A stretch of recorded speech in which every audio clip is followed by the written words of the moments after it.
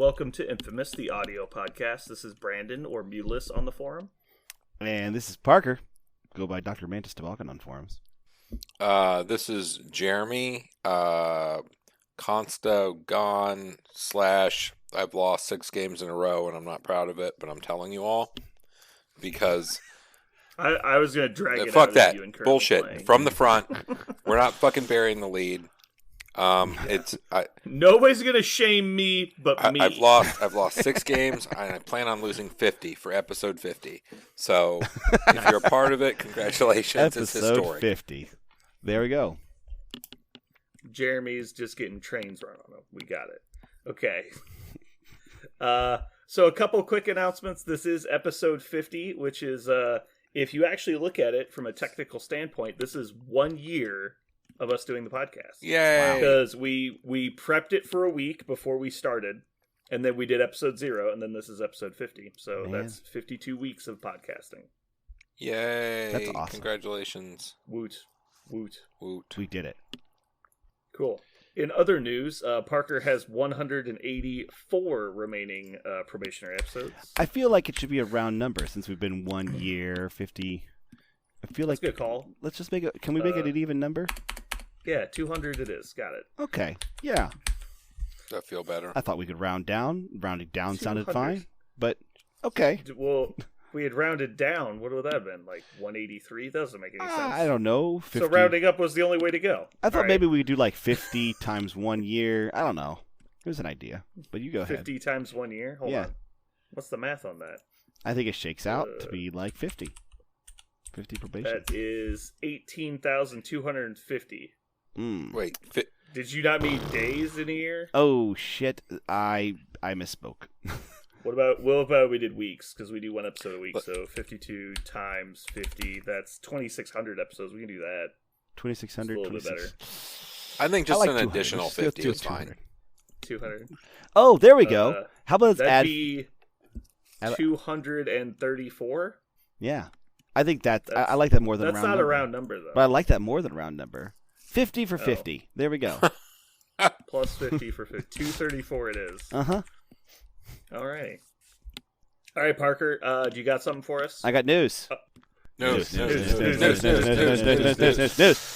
Okay, so our news today starts off with something really kind of momentous. Even though it doesn't change the game state a lot, it's really interesting in terms of how they're going to release models in the game. We found out that they are going to re-release some models, Spider-Man and Dr. Octopus.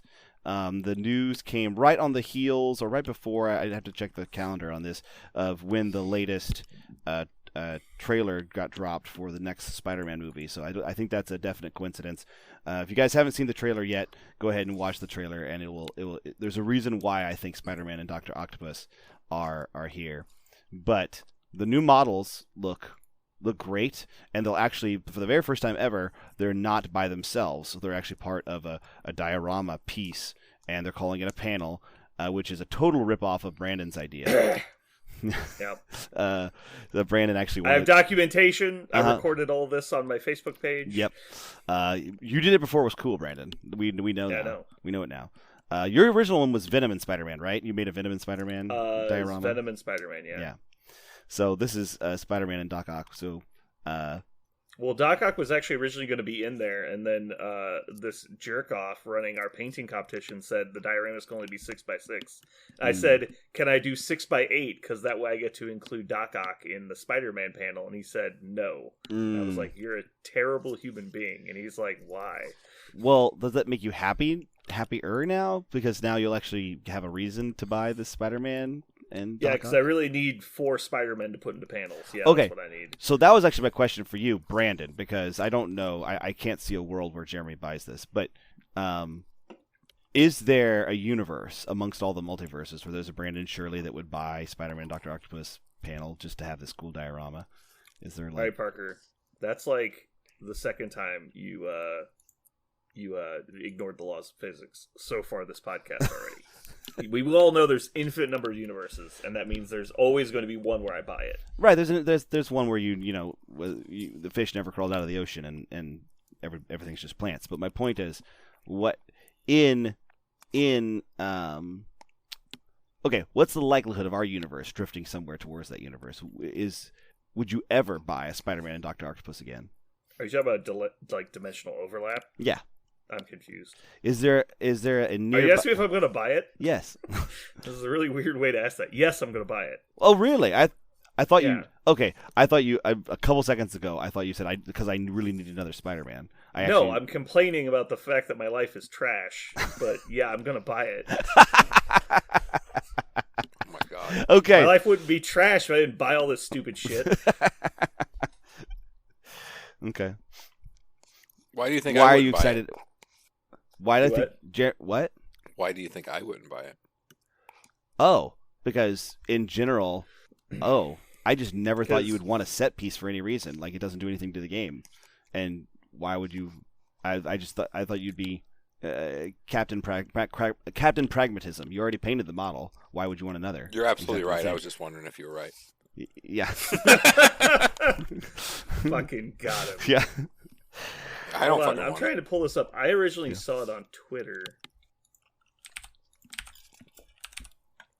I didn't spend that much time actually looking at it. Mm-hmm. There it is. That's quite a large Doc Ock. So Yeah. if anyone was like, both of these models are going to take up way more space than they currently do. Mm-hmm. I'm very excited for the train piece. I think the train piece looks pretty cool. Yes. Um, That does it. I'm pulling it up right now again too. Well, I was going to ask you, does this immediately draw you back to the scene in Spider-Man 2 at the end? Yes. Mhm. Because that's the only thing I thought when I saw Right. this. Yes, it's 100% Okay. supposed to be that scene. I think, or like something similar to that scene. The one thing I don't like about it, and I wish, and I don't know, maybe we'll get a closer look and we'll be able to see it. Even though the set piece around it, the panel thing is cool, I wish it could be also used as terrain in the game. And it doesn't look. I don't know how you would like looking at it like this. This would be you would probably call it size 5 just so it couldn't be easily thrown. Right. And then just call it terrain. Like that would be the easiest way. Mm-hmm. And have like a second story. The fact on it. that it doesn't just like sit on the ground would make it harder. Right. But that's the if part I don't anyone like. who's like an experienced modeler and wants to integrate this into a table, you could build upon it and add more stuff and like add some more feet so it'd be more stable. Stuff like that Mhm. would be an easy way, or incorporate this into a larger section of terrain. That would be another way. Like build an area around it that matches the. I assume this is supposed to be a construction site because it says level 63, so they're supposed to be up on top of a building. A high rise. Yeah, it looks like it. Yeah. Yeah, it looks like a building under construction is kind of the concept here. So you could try to match the theme of the pillars and everything and just build it into like a 3-story building and have that be the top and like the top cap of it. That would be a good way to use it, I think. I actually am not a great fan of the Spider-Man model. I think he's okay. But I really like the Doc Ock. The Doc Ock looks fantastic. I think this is a lot like the Carnage model, though. I think this is an aspect of not being able to see it in 3 dimensions. I think it will look a lot better in your hand. Yeah. But man, the Doc Ock looks great. So did they? Yeah, there's no question that's a better sculpt than the current Spider-Man. Uh-huh. I feel like they missed a huge opportunity though for people like myself. All they had to do was put one tactics card in that box that was different, and I would lose. yeah. Do you know that there won't be? I don't anything? know. Maybe there is, and if there is, I'm in. Like I can't not have it Mhm. because I have to collect them all. The models are kind of irrelevant at this point, but yeah, I don't. If I don't think they'll put anything exclusive in here, but they might include some reprints. I don't care about that, but yeah, if Mhm. they just put one original tactics card, I would buy it. Well, I'm just imagining that this is going to be at least $60 because it's 2 characters and a fairly large Mhm. piece of terrain. And so if it's going to be at least 50, right? There's Sure, no way it's sure, under sure. 50. That would be insane. So charging $50 for a potentially really important tactics card, that wouldn't be fair. That's gouging, right? Because nothing in here would be essential other than that card. That'd be a terrible practice, in my opinion. Yeah. I mean, if they Because now every panel's going to end up having a tactics card in it you want. Then you're going to have to buy every panel even if you don't like the characters. all right, well, put it in a different. It doesn't have to have one. It could have 3 tactics cards and a new crisis. Would that be worth it? No, I don't want them to do that. I don't want this to be a mandatory purchase.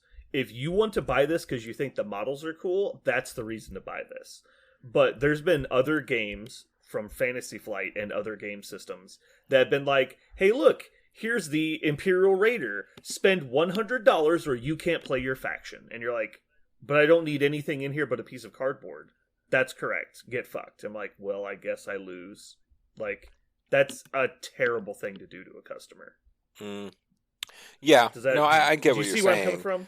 But then again... Now, if they wanted to, like, alongside it, release, like, an updated, like, pack of cards for, like, the spider people, that's fine. But, yeah, you can't force people to buy stuff they don't want. I think that's a terrible way to go about it.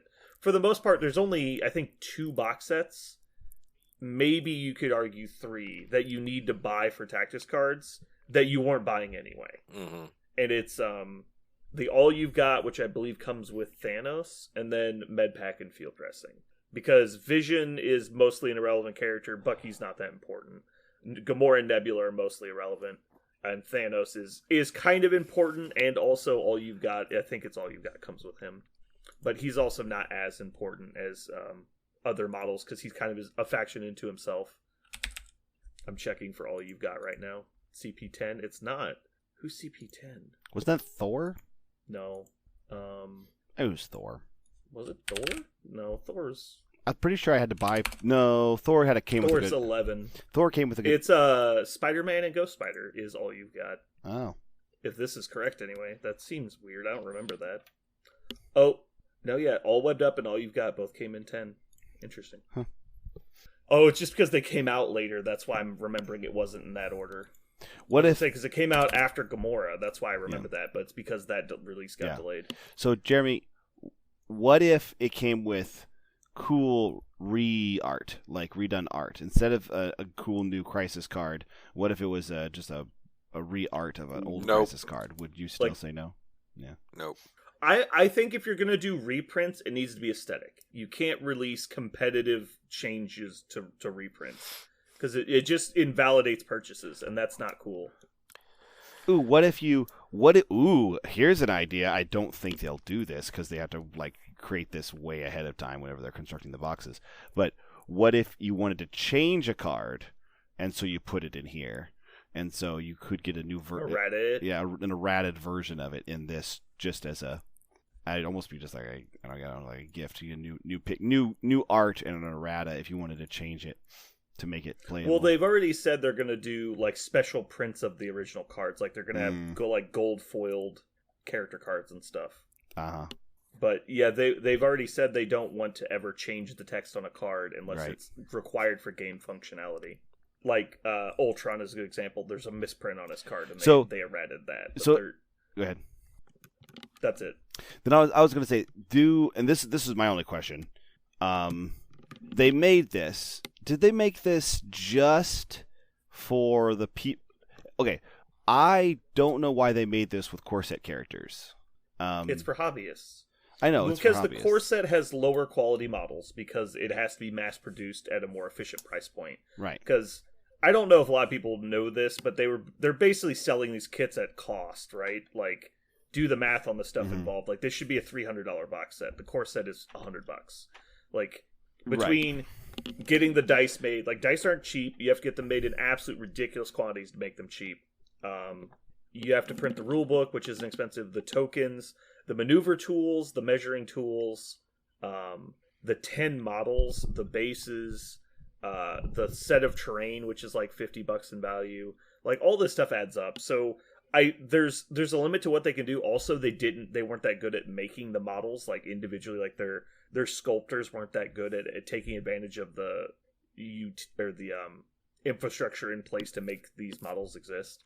And so, like, the mold lines are worse, the quality is worse than the models, the actual plastic is a lower quality. So this gives people that really care about the modeling side of the game an option to still play with these characters with a much more higher premium of model. Cool. And so that's obviously the point of it. But I think it has a pretty broad appeal. Anyone who really likes Spider-Man is going to buy this. I guess my question is... it takes development cost, and like you said, you have to print a certain number of these in order to make it cost effective. do they lose money on reprinting a mini for a game like this? I don't. There was a precedent. Like, for example, in War Machine, they reprinted a bunch of Warcasters, the original Warcasters, for the same reason, because you could resculpt them and make them better looking. How many of those actually got sold? Did they actually make money on that enterprise? Like, I'm just curious. If you make probably. If you make it cost $60 to get a new Spider-Man and a new Dr. Octopus, do they sell enough of these to make all that development cost worth it? I mean, I don't know what the exact break-even point is and how many they will sell, but I can tell you generally a practice in this industry, when you're making a premium sculpt, basically, you have to increase the price point. And the way you do that generally is it's kind of like Kickstarter, you try and meet them halfway. It's like, well, if you buy more, I'll give you more. And like the more money you put in, the more you're going to get out at like a scaling rate. And so what Games Workshop did was they invented Forge World. Forge World is designed to take care of all of their lower quantity production models. And so if you want I want a Custodes Land Raider, which is like the super, super elite Space Marine faction. And so the reason it's a Custodes Land Raider is because it's got all their iconography sculpted into it. It's got 3D raised print of letters on it that say phrases from the faction. And so it's got all these custom specialized upgrades on it. But because of that, the number of people that want that is exceedingly low, even compared to population of the world, how many of them play war games? Right. Then how many of them play 40K? Then how many of them play Custodes? And then how many of those people are willing to put in the time and effort to pay extra money to get a model with that extra detail on it to hobby on it? Got it. Well, that's an exceedingly low number. And so what you have to do is you have to have a business model in place where you will break even on a much, much, much lower quantity of sales. Much like we talked about the dice earlier. If you want to get one die made with special sides, if I wanted to go get one D8 made by Chessex, and I was like, I want you to make a MCP die for me, and assuming copyright wasn't involved, and I wanted to pay them to make that one die, it'd be like $12. If I wanted 100 of them, it'd be like $50. And then if I wanted 10,000 of them, it'd be like $1,200. That's the price levels we're looking at, because once you have enough money, you can streamline the process with an assembly line, and you can put things in place that make it easier to produce. Well, that's not an option when you're only going to sell 100 of something. Okay. So yeah, I think that Privateer Press did the same thing when they did their extreme sculpts, where they did the extra scaled up true scale beasts and warjacks. Right. And when they did that, the price point is much higher. And the way they try to combat that is they put it at a price point they can make money, and then they go, okay, well, now we need to make it cool enough to justify the price tag. I was actually going to use this. Okay, go ahead. And so the Warcaster resculpts is probably closer to this exact example, but until you consider the terrain they added. And so when I see the terrain here, I tell myself that's an attempt to justify the price of the box. That's where I'm going with that. And that doesn't mean it's not worth it. I'm just saying that this would probably not come with terrain if it wasn't for the fact they were trying to justify the price point. Right. Yeah. That's a really good point. If you're creating this for hobbyists, putting in another thing that appeals directly to hobbyists is going to be the best way to do it, because putting in something that appeals to non-hobbyists and just the gamer aspect just is fishing, right? It's a really negative practice that we've seen happen in games, and it just creates such a negative environment. So, ready for other news? Other news. So, other news. The Defend Magic Global event, which is happening in a couple days, and are those kits that stores got? Are those published online? I can't find anything about online. It. Okay. So it's just 3 days with new stuff that happens, and you just get to have fun through a storyline that evolves? Is that the gimmick? There's not a lot of information out there about it. I didn't know if you'd heard anything because you work at a store. I haven't heard anything. This was just announced online. I think it's going to be kind of like a organized play event where you kind of like the Vibranium Heist or an Elite Kit or something. I'm not sure, but yeah, it seems like it's going to be one of those how the Age of Ultron event was. Okay. They put all the rules online. People can play it if they want to. Okay. I hope, by the way, Defend Magic, if it is, this could be that empirical thing we talked about. Mm-hmm. The sci-fi guys who come and attack magic on Earth. Super cool storyline from a comic corner that I did for Doctor Strange a long time ago. But so that's coming up. Like last week. You and I talked about that storyline, but I did it as a comic corner on this on the podcast a while ago. Jeremy, are you going to do Defend Magic, or you just want to come lose some more regular games of MTV? You know what? Whatever I can do to get the most games lost in an amount of time.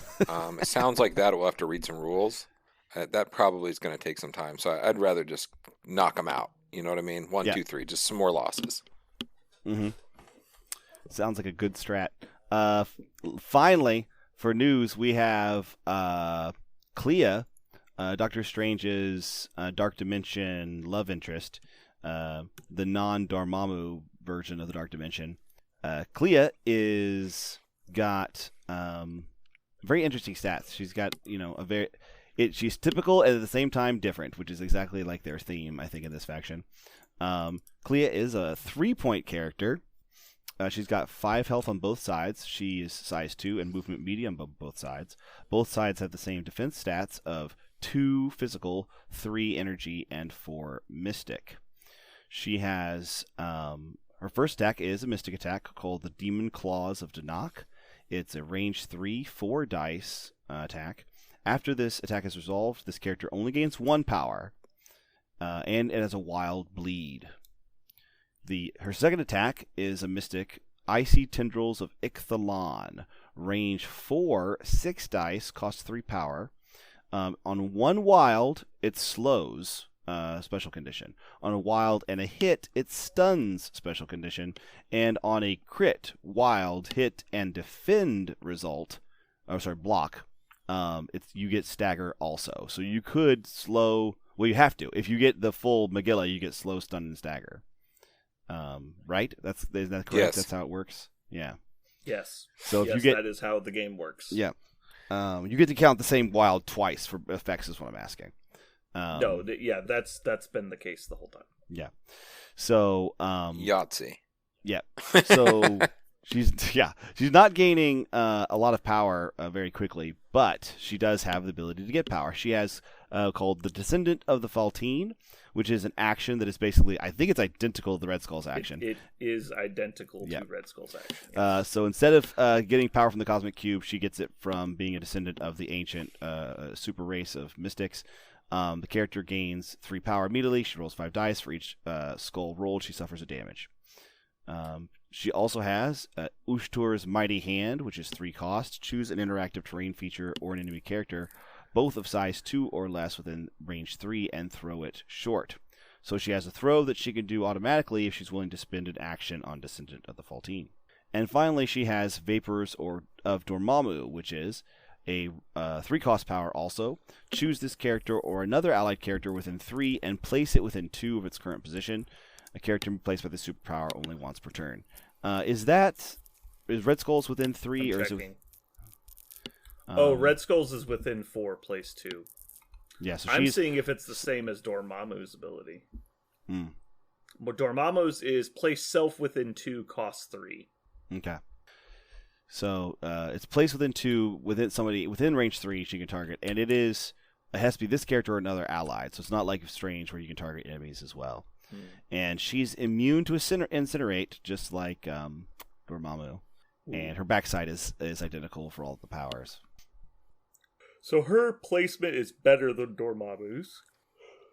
We know that the ability to gain power is good.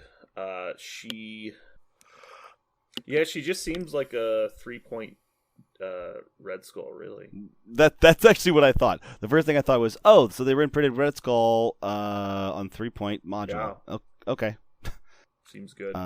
That seems really good. Yeah. Throw enemy or terrain of size 2 for 3. Within 3, though, throw it short. It's okay. Yeah, that seems pretty solid for 3 points. Obviously, the physical defense is an issue. But she's in the faction that might just turn most people's attacks to Mystic. Yeah, not all the time, though. Right. 10 hit points on top of the 2 physical, that's getting to the point where it's actually noticeably weak. Mm-hmm. Yeah, the real question is just going to be, can they survive? Like, if everyone's weak to physical, is that okay? And I Right. think it's probably okay, but it's gonna be a fine line. What? Maybe I'm wrong, but I feel like I'm not reaching for her right now as a 3-pointer in that faction. She doesn't. Maybe she looks underwhelming. If I need to spend 3 points in this faction, I don't know if I'm reaching for her. I don't think I am, but maybe I'm wrong. What's your take, Jermiger? It's hard not to just be like she's a 3-point Red Skull. I'm trying to see any way around it. And like, if you're getting ready to play against a bunch of models that throw shit, you don't take her, like, because she'll just die. Yeah, she's probably the last 3-pointer you include in your list, but I think she makes lists. Mm-hmm. Her icy tendrils is obviously not consistent. Being able to do it every turn is pretty cool, though. I mean, eventually she'll die, but, it might take a while. One good thing, I guess, is Red Skull's power generation action gets noticeably worse on the backside. So hers not doing that is good. Mm. And she's theoretically the leader of the convocation, so she's I think just as good as Red Skull. Because how many times have we said, man, if only Red Skull was 3 points? Yep, and she can be the leader of the convocation whenever you want her to be. Yeah. And I think a lot of their cards are going to be faction only, so I think there'll be some value just to have her in your roster, even if you don't really care, just because you want to have maximum amount of convocation available.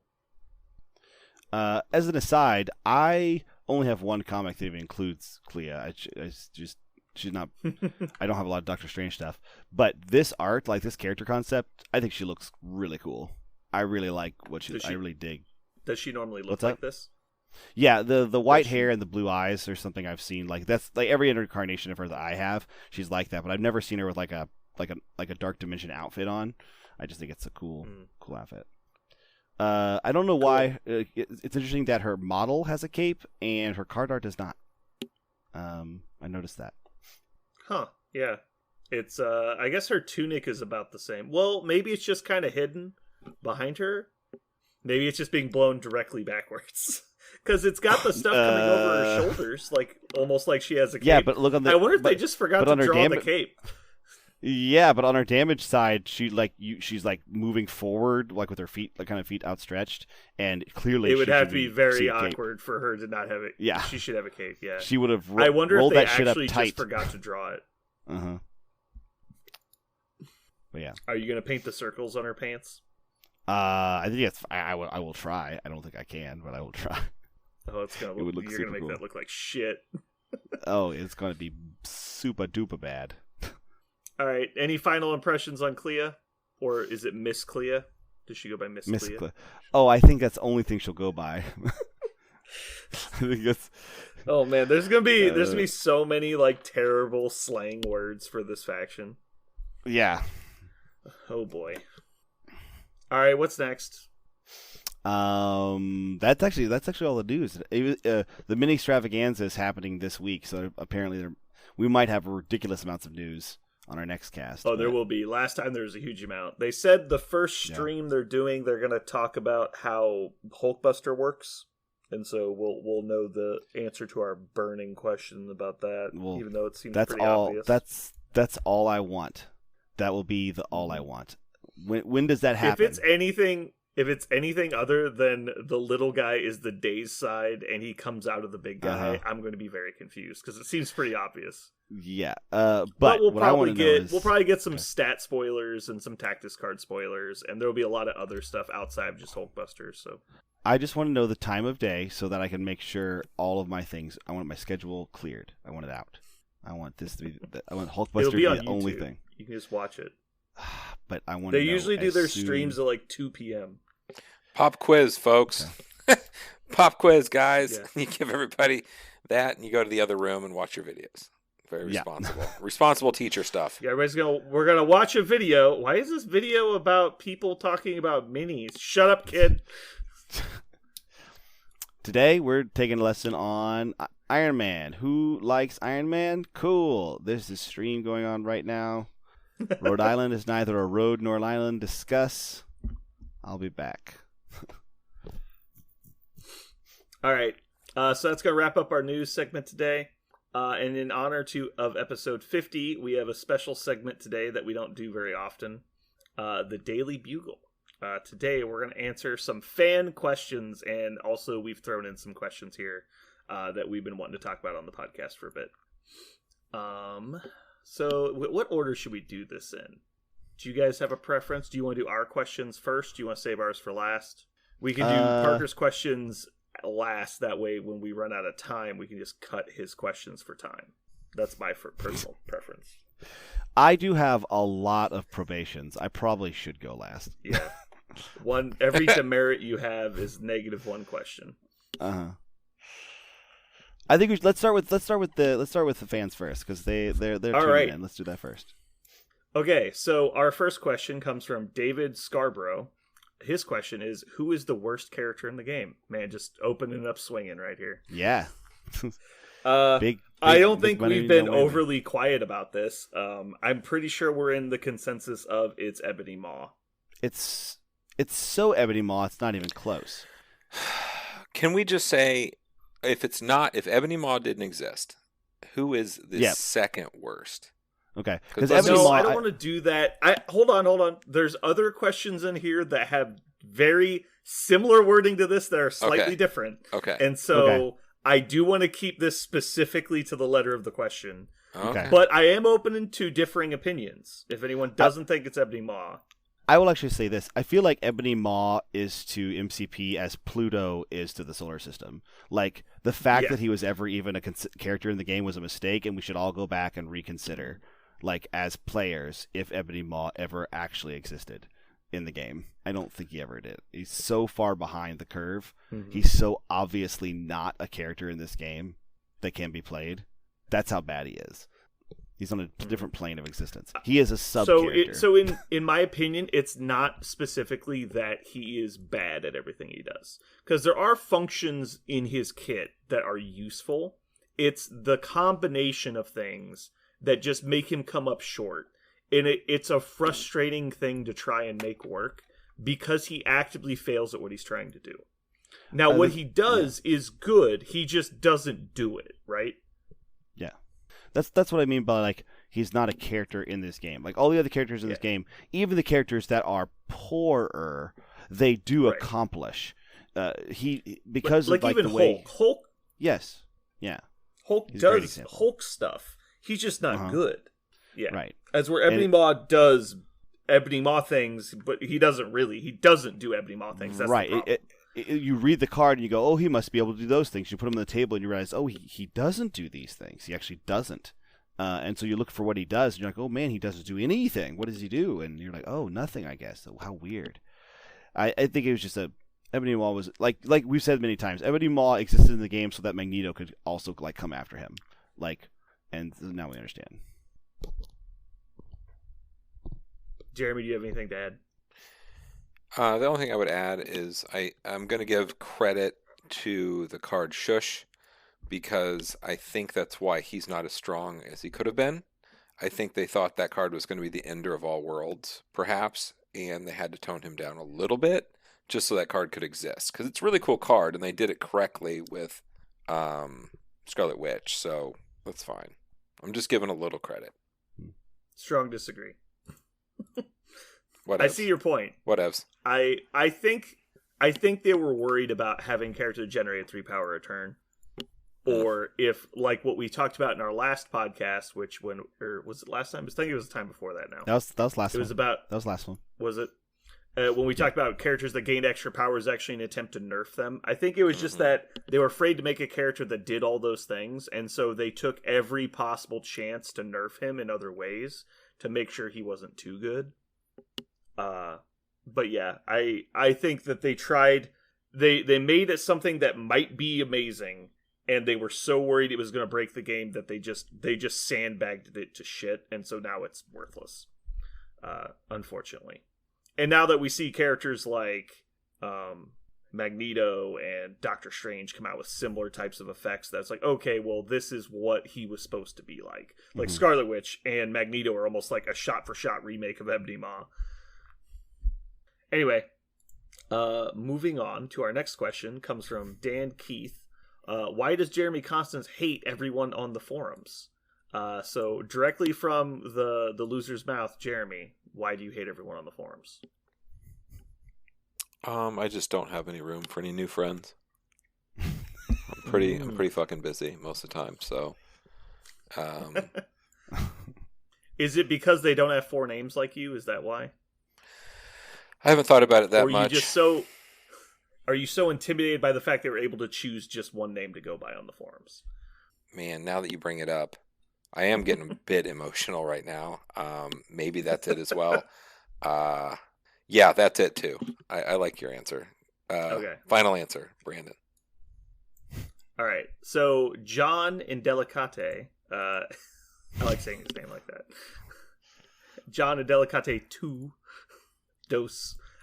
He has several questions for us today. The first one is there a limit to how many pizza rolls that is appropriate to consume in one sitting? So the obvious answer is no, but we will entertain numbers. I would actually say for myself, it's not so much like how many pizza rolls can I eat, it's how often will I be willing to go to the bathroom within an hour and a half, because they are directly proportional, like to the number of pizza rolls I have. Will and also it's like a threshold thing. Like 1 to 5 is once, like then 5 to 10 is twice, and then like as it goes up and up, and it's additive, not multiplicative, but yeah. That's how I roll. So it's a linear progression? Yeah, very, very linear, stepwise. It eventually I would imagine it would be like a light bulb type curve where it slowly start creeping up, where it's like, all right, well, 10 is 3 times. 15 is 5 times. And then 20 is 7 times. You think so, but then it starts coming down because rhythmic.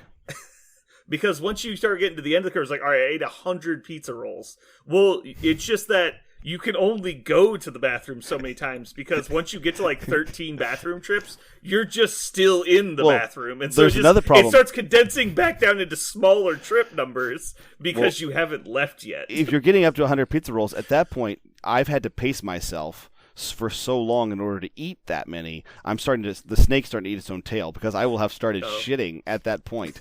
So as I'm leaving the bathroom to consume the rest of the 100 pizza rolls, I've already started the process.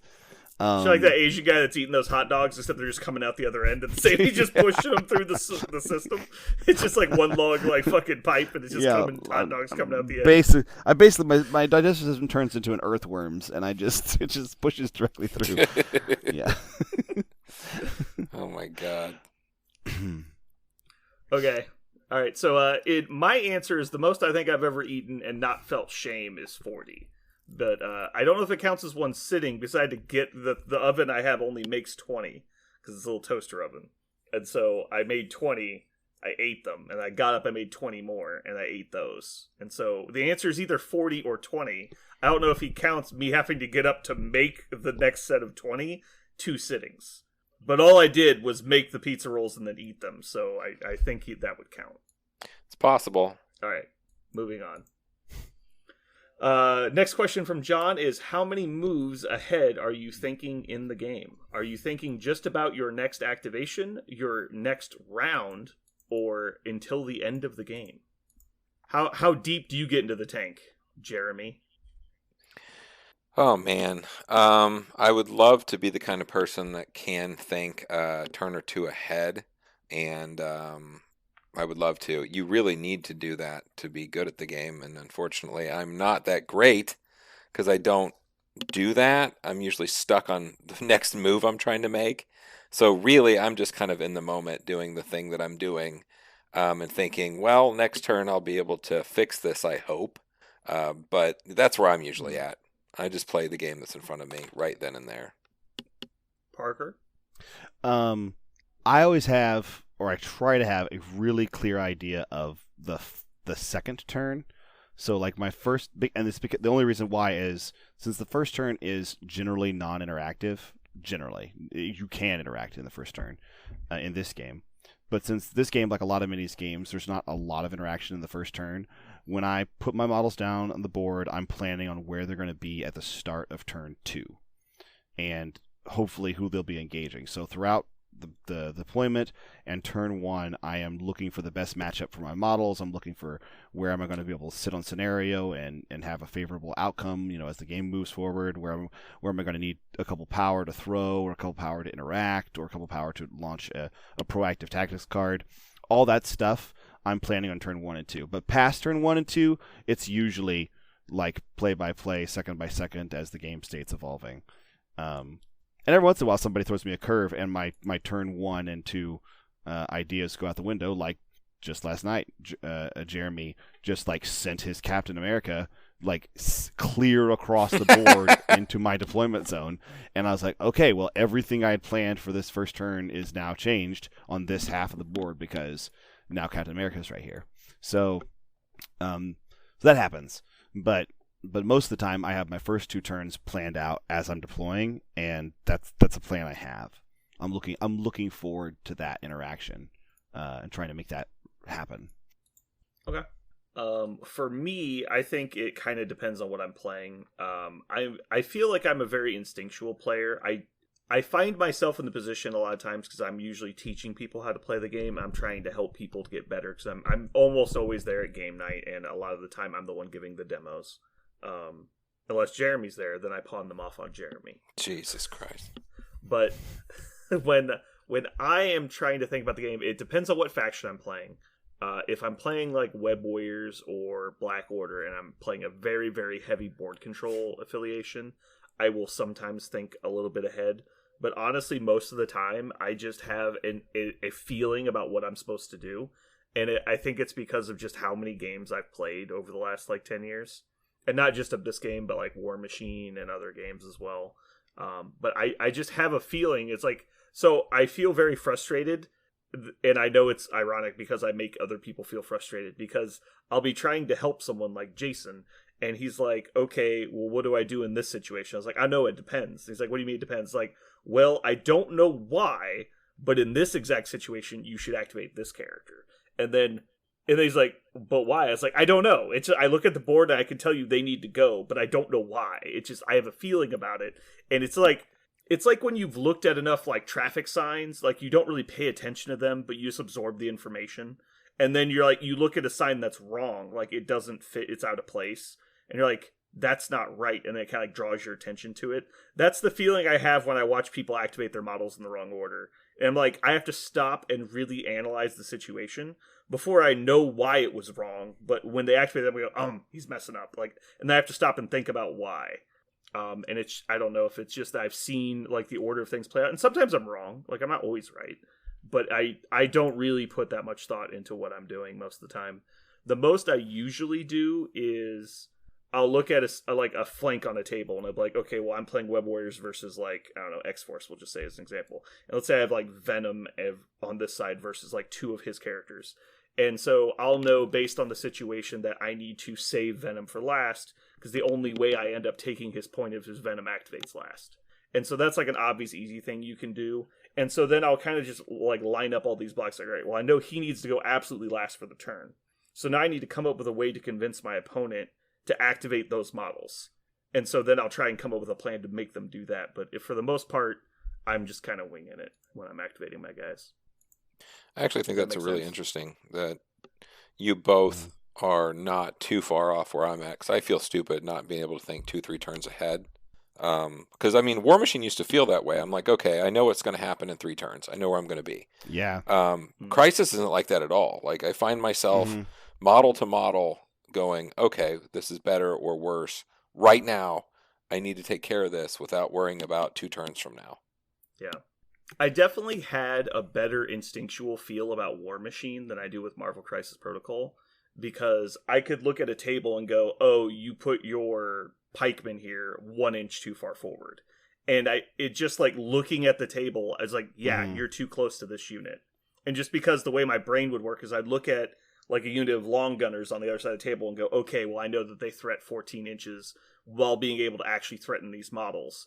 And so I would just, my spatial awareness from not being able to pre-measure and having to just like be able to judge the distances, I would know it's like, all right, well, you're inside that 14-inch bubble.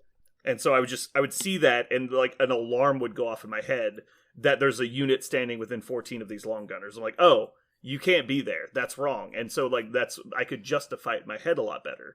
In this game, I still get a lot of those instinctual like feelings about stuff, but I haven't like worked out in my head why they're red flags to me yet. I just know that's like, well, usually when I see this happening, it's really bad. So I know that it's not a good situation, but I haven't like reverse engineered why it's a bad situation. All right, John, thanks for that question. I think. Okay. Oh, you have another one?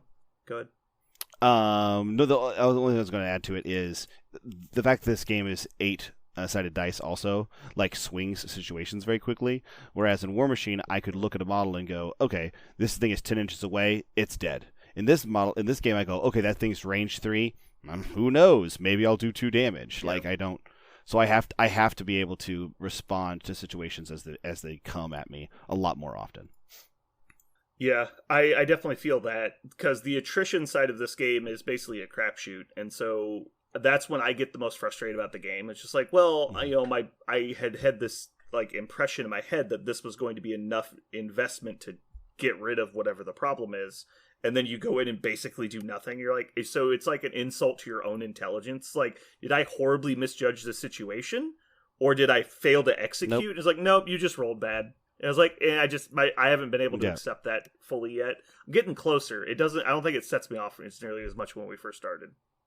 But I was definitely at a point in War Machine where like I had calculated out, because the dice were way more consistent in that game, and everything was a 2d6 system, so you could actually calculate the statistical odds of something happening instead of with the d8s being very all easily weird, like if Pierce goes off or whatever. Yeah, it changed everything. But yeah, I calculated out I had like a 99.64% chance to win a game at a large event with like 85 people there.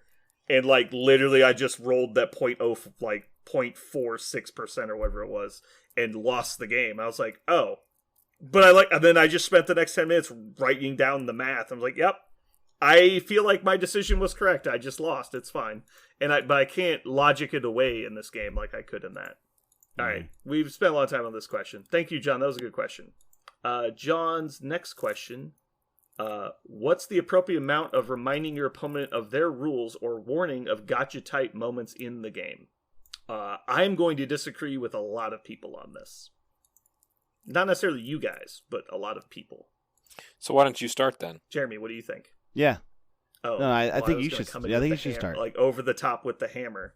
Oh no! I want to know what you think is a disagreement. That's what I want to know. Mm-hmm. Okay. Just a second. The way I feel about this is an open information game. So is basically every miniatures game ever since Warhammer Fantasy died, and you had secret lists. I guess Infinity has secretive information. This is an open information game. If your opponent's making a decision and you clearly know that they are planning to do something that either is not legal or is obviously a terrible decision, and you don't inform them of that, you are a bad person and you are bad at the game. That is my opinion, flat, full stop. Now, if your opponent is like forgetting that Luke Cage has damage reduction, that's not your fault. But like, for example, like your opponent is verbalizing their plan out loud and they're like, okay, well, I'm going to walk up here and I'm going to have Punisher do aim shot on Miles. And if he drops the objective token, that will make it to where I don't lose the game on points. Like, let's say that was a hypothetical situation. You should tell your opponent Miles has stealth, and you're obviously forgetting that. Whatever you're about to do is not a possible scenario that can happen. Does that make sense? It's like, yes. If you are effectively concealing information that changes the game state, and I know that people are going to disagree with me on this, that's how the game works. Your opponent is supposed to know that Miles has stealth. It's not a surprise mechanic. Like, if you're like, oh, well, I'll just charge you and, like, blah, blah, blah, do this to Quicksilver. It's like, Quicksilver can't catch me. He can move away from your attack. That is open information. Like, that should be something, like, you should be able to tell your opponent, I have Lethal Protector. I have Heroes for Hire. Like, this is something that can stop you. And so if your opponent is walking into like an obvious trap, and I know, again, people are going to disagree about this, but like I tell people this stuff all the fucking time. It's like they'll be moving up to contest a point and like, or they're going to like, I'll just impact webbing Sabretooth off the point. It's like, well, Sabretooth is aggressive. You might want to consider doing something else.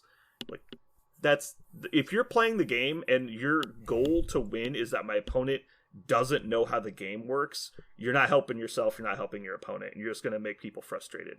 Like, it's not good for anybody. That's my opinion. I will say that it is not fun to be bamboozled, and that's a word they like to use a lot with AMG, to be bamboozled. Mm-hmm. And that doesn't do any justice to anybody. What does it make you feel like a big man to surprise somebody and do something? Like, no, like there's no gotchas. The game isn't about gotchas. It is about mistakes. I will say that. Games are won and lost on mistakes all the time. You go up, you do something, and you forgot a rule or whatever, and you know you forgot that whichever model has whichever thing, and you lose the game because of it. That's different than, like you're saying, you're talking out loud and you're going to shoot, you're going to do this, and you're like, all those things are not possible. You know, tell your opponent. I'm for that as well. Like, yeah, no, that's not any fun. You don't want people to walk away from the game sour. Like, especially if you're not playing down to them, if they don't know all the rules and you do. Like, the goal is always, to me, to be playing the same game with your opponent. And if they don't know all the rules and you do, it's not the same game. Period. Mm-hmm.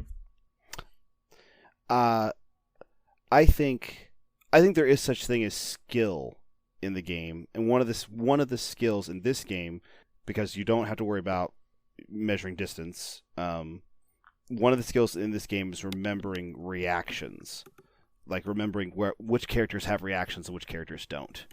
And I was thinking about just recently getting to play Spider Foes. Spider Foes is a faction full of gotchas. Some of them are very public and obvious, like the tactics card that turns a token, and some of them are not, like Mysterio's tricks and traps. And I think it is my responsibility to make sure tricks and traps goes off when I want it to, and if my opponent double moves, I'm going to move here and then I'm going to move there, and I can't tell my opponent, oh, no, I want you to go back, I want to tricks and traps you before you double moved. That's not okay. He said what he was going to do. I think it's untoward to try to trick your opponent after they try to do something and you want them to go back so that you can hit him with a reaction. But I don't. If my opponent's opening their mind to me and saying, I'm going to move my guy here, do you have anything that stops me from doing that? I'm definitely going to tell him about tricks and traps. But if he says, I'm going to move my guy here, and I literally have 4 models that can affect that, why am I stopping and going, well, Rocket can do this, and Mystique can do this, and Green Goblin can do this, and Mysterio can do this? Make a decision now again? So in the example of, like, you have, like, 5 people that have, like, reactive abilities if somebody moves close to you, yeah, that's information obviously your opponent should have. And once you're sure they have the information, then yeah, they're making the decision. But the skill in the game is not to necessarily remember every stat on every card and every rule on every card. It's to have the information to make the best decision, in my opinion. So, like, if your opponent is doing something that obviously makes no sense, like, I'll calmly interrupt somebody during their turn, like, what are you planning? Because I think I can't see where you're going, and I'm worried that we have the wrong information. Like, our information does not line up, which is why I have no idea what you're doing, because what you're doing doesn't make sense. I guess my point is, I see how, for example, stealth, which is going to eliminate the ability to attack, and I see my opponent purposely lining up an attack against my stealth model. It feels like bad play. It feels like bad form, right? To let them do something Machiavellian only for me to go stealth with my pinky out, right, in my mouth. Yeah. But if they advance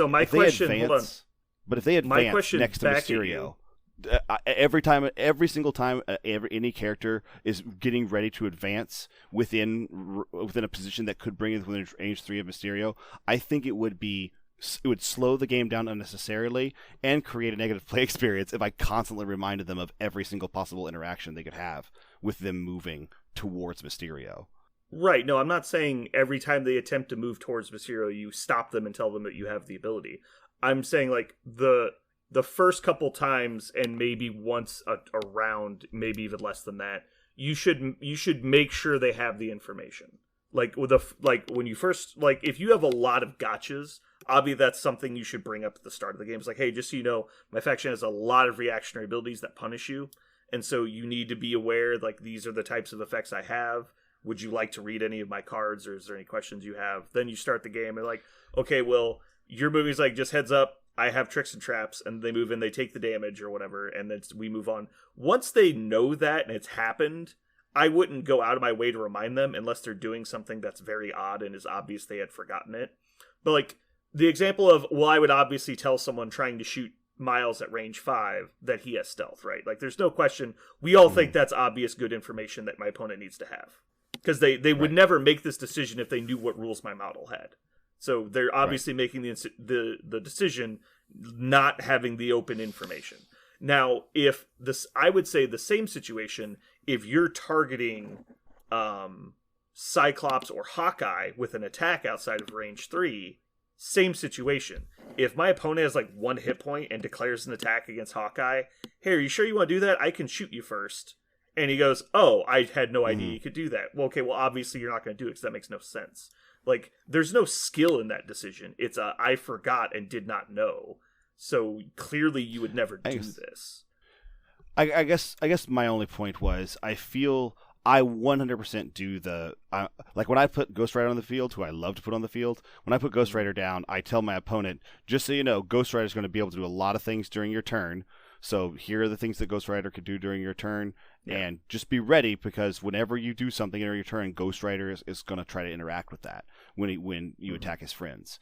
And just letting you know that if any model around Ghost Rider that you attack, he's going to do things. Okay, so just beware. And I would consider always that say that enough. Kind of if you say that at the start of a game, I would consider that enough. But do you say that with Hawkeye? Do you say, hey, just so you know, Hawkeye can shoot you if you target him? Do you ever say that with Hawkeye? That's my point. Like, that's the level of if we've never talked about this, hey, if you attack Hawkeye, I can punch you back. Or like hey, you're about to attack Sabretooth, just so you know he punches you back. And you're like, oh, I didn't know he did that. Like, well, obviously you shouldn't punch him then. Right. I think there are different things going on here. There are characters that are based on reactionary abilities like Mysterio and Ghost Rider that are constantly and Ronin, who are constantly reacting to your stuff that you do, and letting your opponent know about that at the beginning of the game I think is good form. And then there are other characters that have this very niche reactionary ability that might pop off once in every 3 games, and when it does, like you said, letting your opponent know rather than having it ruin their game is probably good form. I guess my thing is I don't know if there is a one rule that I follow, because like I said at the beginning, I think part of the skill of the game is recognizing characters and what they're capable of, and I guess maybe part of that's also on my responsibility as a player to recognize what my characters are capable of and letting my opponent know about that at the beginning of the game. But it's also not my job to remind my opponent every time they attack somebody besides Ghost Rider or move close to Mysterio that they're going to do that. But I think we're in agreement with that. Yeah, I don't think it's a requirement every time they're going to do something, but I think it's important that you've made an attempt to make sure your opponent has the information.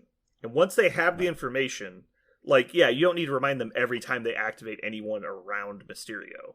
But you need to make sure that they know it at some point, because there's 100 models in this game almost now. Like, a lot of models have a lot of weird abilities. Like Rocket. How many people remember that Rocket has booby traps? Mm-hmm. Very few, probably, because it never happens, because Rocket's always dead. Like, if someone gets that close, he just dies. And he's usually so far in the back that nobody gets close to him. So yeah, I think that's hey, you're about to charge into melee with Rocket, just heads up, Rocket has booby traps. And 99% of people go, oh, what's that do? And you're like, oh, okay, well, I'm either going to accept the punishment and move here, or I'm not. But they should have that information when they make the decision. That's my point. And anytime you intentionally don't give them the information, especially when you believe they don't know it, that's you being a bad player. Mm-hmm. And I think that's a really bad practice that a lot of people need to break. I think the best habit for all players in this game, and probably most, when you're looking at what's on the table across from you, like both you and your opponent should have an idea of what each character's big deal is. Like every character has a thing, right? And it's sometimes the thing is reactionary, sometimes the thing is, whatever synergy they give, whatever. And if you don't know what that character's thing is, you probably need to ask, and your opponent should tell you, and vice versa. And then you, like refusing to answer a question is like unforgivably bad. Oh, right. But yes, yeah. I would never. If somebody asked me, I don't think anybody around here is doing that. Yeah. If somebody said, "What does Ronan do?" and I go, "Oh, he has a really big stagger attack and he has Power Stone because he gets extra power." That's it. You're like, Or you're like, "What does Ronan do?" Oh, he has a hammer. Yeah. Like if that was your response, you're never allowed to play in my story again. Right. Like there's a difference between not reminding somebody and purposely misleading. Definitely. Yes. Yeah. Obviously, we all agree on that. There's no question about that. But if someone goes to attack Hawkeye and your response is, I'm going to trigger Fast Draw. And he goes, what's that do? You explain what Fast Draw does. And they say, never mind, I don't want to attack you. And you say, nope, too late. You're a bad person. Nah, like, I think that's, so. there's a very little difference between those two lines. Agree. I think so. Now, if you talk to your opponent, like if it's a tournament game, you say, hey, do you have any questions about my list? And they say no. You say, okay, just so you know, let's not play with any takebacks. Then you're talking about something else because they've taken responsibility. But this is stuff you need to talk about. Just like normally in games, you have to talk about how terrain works. This game, the terrain rules are so clean, it really never comes up. Except for maybe can I stand on this lopsided car that you decided to bring to this tournament? Like that's the fucking a cheese wedge. Like my models can't stand here. It's like sucks to be you. All my models have Velcro on the bottom. Like what? Being on the other side of that Anyway. too. Just one more point, and last point I have. Being on the other side of that and doing the no takebacks thing on a personal note, that's how I learn, man. Just take your medicine and fucking move on. And I think it's if you say, hey, I don't want to play with takebacks to your opponent, that's a completely acceptable way to go about the game too. But that needs to be brought up and a precedent needs to be established before the game. If that's how I think you're going to play. To the point, if somebody attacks me and then I go to attack them with Venom, they go, oh, I didn't know you could attack me. I don't want to do this. They're like, okay, we'll just rewind the attack. You have a new action. That's fine. Just take it back. If you made this decision not knowing Venom was going to attack you, then you are not playing the same game I'm playing. And so it doesn't matter. Just out of curiosity, what, and this has happened to me before, because I'm also new to the game, and it's happened before where I forgot I had a tactics cards that let me move, right? Like Adventurous Assembler or something like that. And so my opponent did something, that assuming that I wasn't going to be able to move back to the point. 2 activations later, I look down and I go, "Oh, hey, look at this! I can actually make this happen." Do you as a player, in order to maintain integrity, do you not do your best play because you didn't realize? Tell them you couldn't? No. Or did they just never ask? Yeah, like your example of clearly they were trying to set up a situation where I wasn't able to contest the point. And I let them go through whatever Machiavellian scheme they had without saying anything. Okay, so because did they approach is all right, so I'm going to move up here and move you off point, and since you've already activated, you can't get back. Right. And I actually did have the ability to get back. But you didn't say anything at the time. I didn't say anything at the time because I'm a new player also, and I actually didn't realize until 2 activations later, and I go, oh shit, I can save this turn. I would not play the card. Okay. But I think that's a higher standard than I would expect from most people. Okay.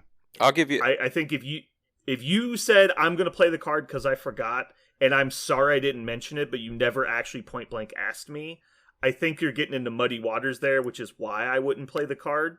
Because when it comes down to it, if you were in the same situation as him, that was basically the agreed upon game state, is the way I would view it. It's like both of you thought that this was impossible to fix, which is why you didn't say anything, which means it was basically impossible to fix. And it kind of goes both ways. This is a callback to War Machine. I was playing in a team tournament with Scott Whitebread in Denver, and there was a character in the game who had a once per game ability that said, my characters cannot be targeted by attacks this round. As her name was Saren. So the tactic with the character is you would run your entire army at them and say, I use my feet so I can't be attacked, and you would just stand on top of them for a round, and then it would come back to you and you would destroy them. That was the common tactic. But in the game, the guy, he performs the maneuver where he runs his whole army and stands in point blank melee with the enemy, and then halfway through his opponent's turn he goes, I don't think I ever said the word feet, so I guess I didn't feet. And then proceeds to get completely housed in the game. I'm like, no. It's like the agreed upon game state by both players was you had feated. Like you had played assuming the feat was live, and your opponent had played assuming the feat was live. It's live.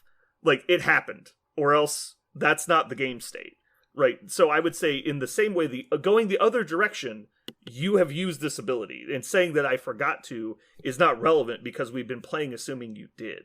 Man, that is. Does that make sense? Yes, but that's a really interesting turn of this argument. Like you never declared something in a game, and you just want it to be declared because that was what we all thought. It was the understanding of both players that it had happened. That is really. Does that make sense? I get what you're saying, and doesn't that sound like the fair way to play? But man, that's such a strange thing. You saying, "Hey, I forgot to cool. do this. I guess I lose the game," even though when I went to do the maneuver, my opponent shook his head and goes, "Okay," and then proceeded to not attack my models, meaning that he was under the assumption that I did it. That's the game state. That's what we agreed on. Also, let's be honest to say that that's difficult to do at MCP because we're not taking huge hour-long turns on one side of the field. So it's very difficult to have that particular kind of situation occur because you're doing back and forth. Yeah, and there's like markers for all the abilities and stuff. Like I'm trying to think of a situation where you could declare something or not declare something and it still occurs. Right. That's weird. Like the only thing I can think of is.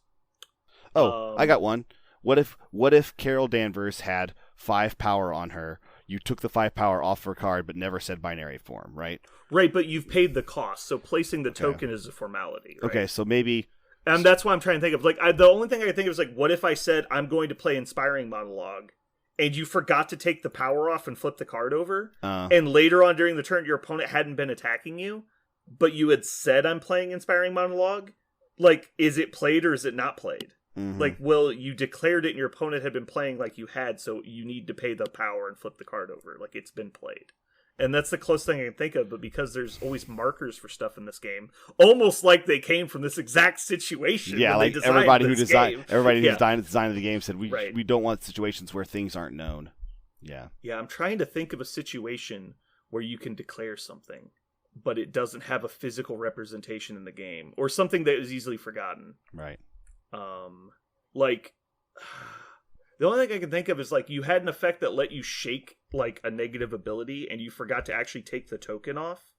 Oh, there you go. And then your opponent thought you were staggered, but you weren't. That's like the only thing I can think of. Isn't there an ability like that? Who has that? Is that a new character? Well, I think that's maybe. It's exactly the same if you get dazed and you forget and you leave your shit out there. There you go. Yeah, 2 turns you later. forget to get dazed, or you forget to take your power, or you forget to put damage on them. Yeah, you're still incinerated when you shouldn't be because you flipped. Like stuff like that does happen. Right. Yeah, stuff like that does happen. The flipping over is probably the most mistaken or most accidentally forgotten thing. Or like just literally forgetting to flip your card over. I've had that happen before too. I'm like, I 100% dazed that jackass. Like, and he's like, "What are you talking about? He's on his healthy side." I'm like, no, he's not. Like, and we had to have a conversation about it. I think we kind of rambled a bit on this one. I'm trying to think about where we were. Just how we got to this tangent. I think we got it. It was just talking. No, I think we made our intentions. I'm trying to remember how we got here. I think the last thing we were talking about is Hawkeye and like reminding your opponent before they trigger like an attack effect. Yeah, and then we started talking about. There's a difference between characters. Oh yeah. When you forgot about your movement card. Yeah. That's how we got here. Right. Yeah, in that situation, especially if there was nothing on the line, like I would just go with it. Like, yeah, I didn't bring it up. I should have said something. But that's exactly the situation, though. If someone walks up and like web lines you off a point and stands on that point, and it's like, oh, okay, I guess you can't score that, and you don't say anything, and then next turn you're like climbing gear back onto the point, that's a dick move. Mm-hmm. And so because that's the situation, I would say I would lean towards you shouldn't play that if you're actually trying to be a sportsman. Yeah. I can understand that situation because technically he probably should have asked you if you had any out of activation movement abilities. Right. But if he's like, you're obviously doing this wrong, like I should, to the same level of like, well, you realize your web lying character hasn't activated yet, and he's like, oh shit, like I shouldn't do this.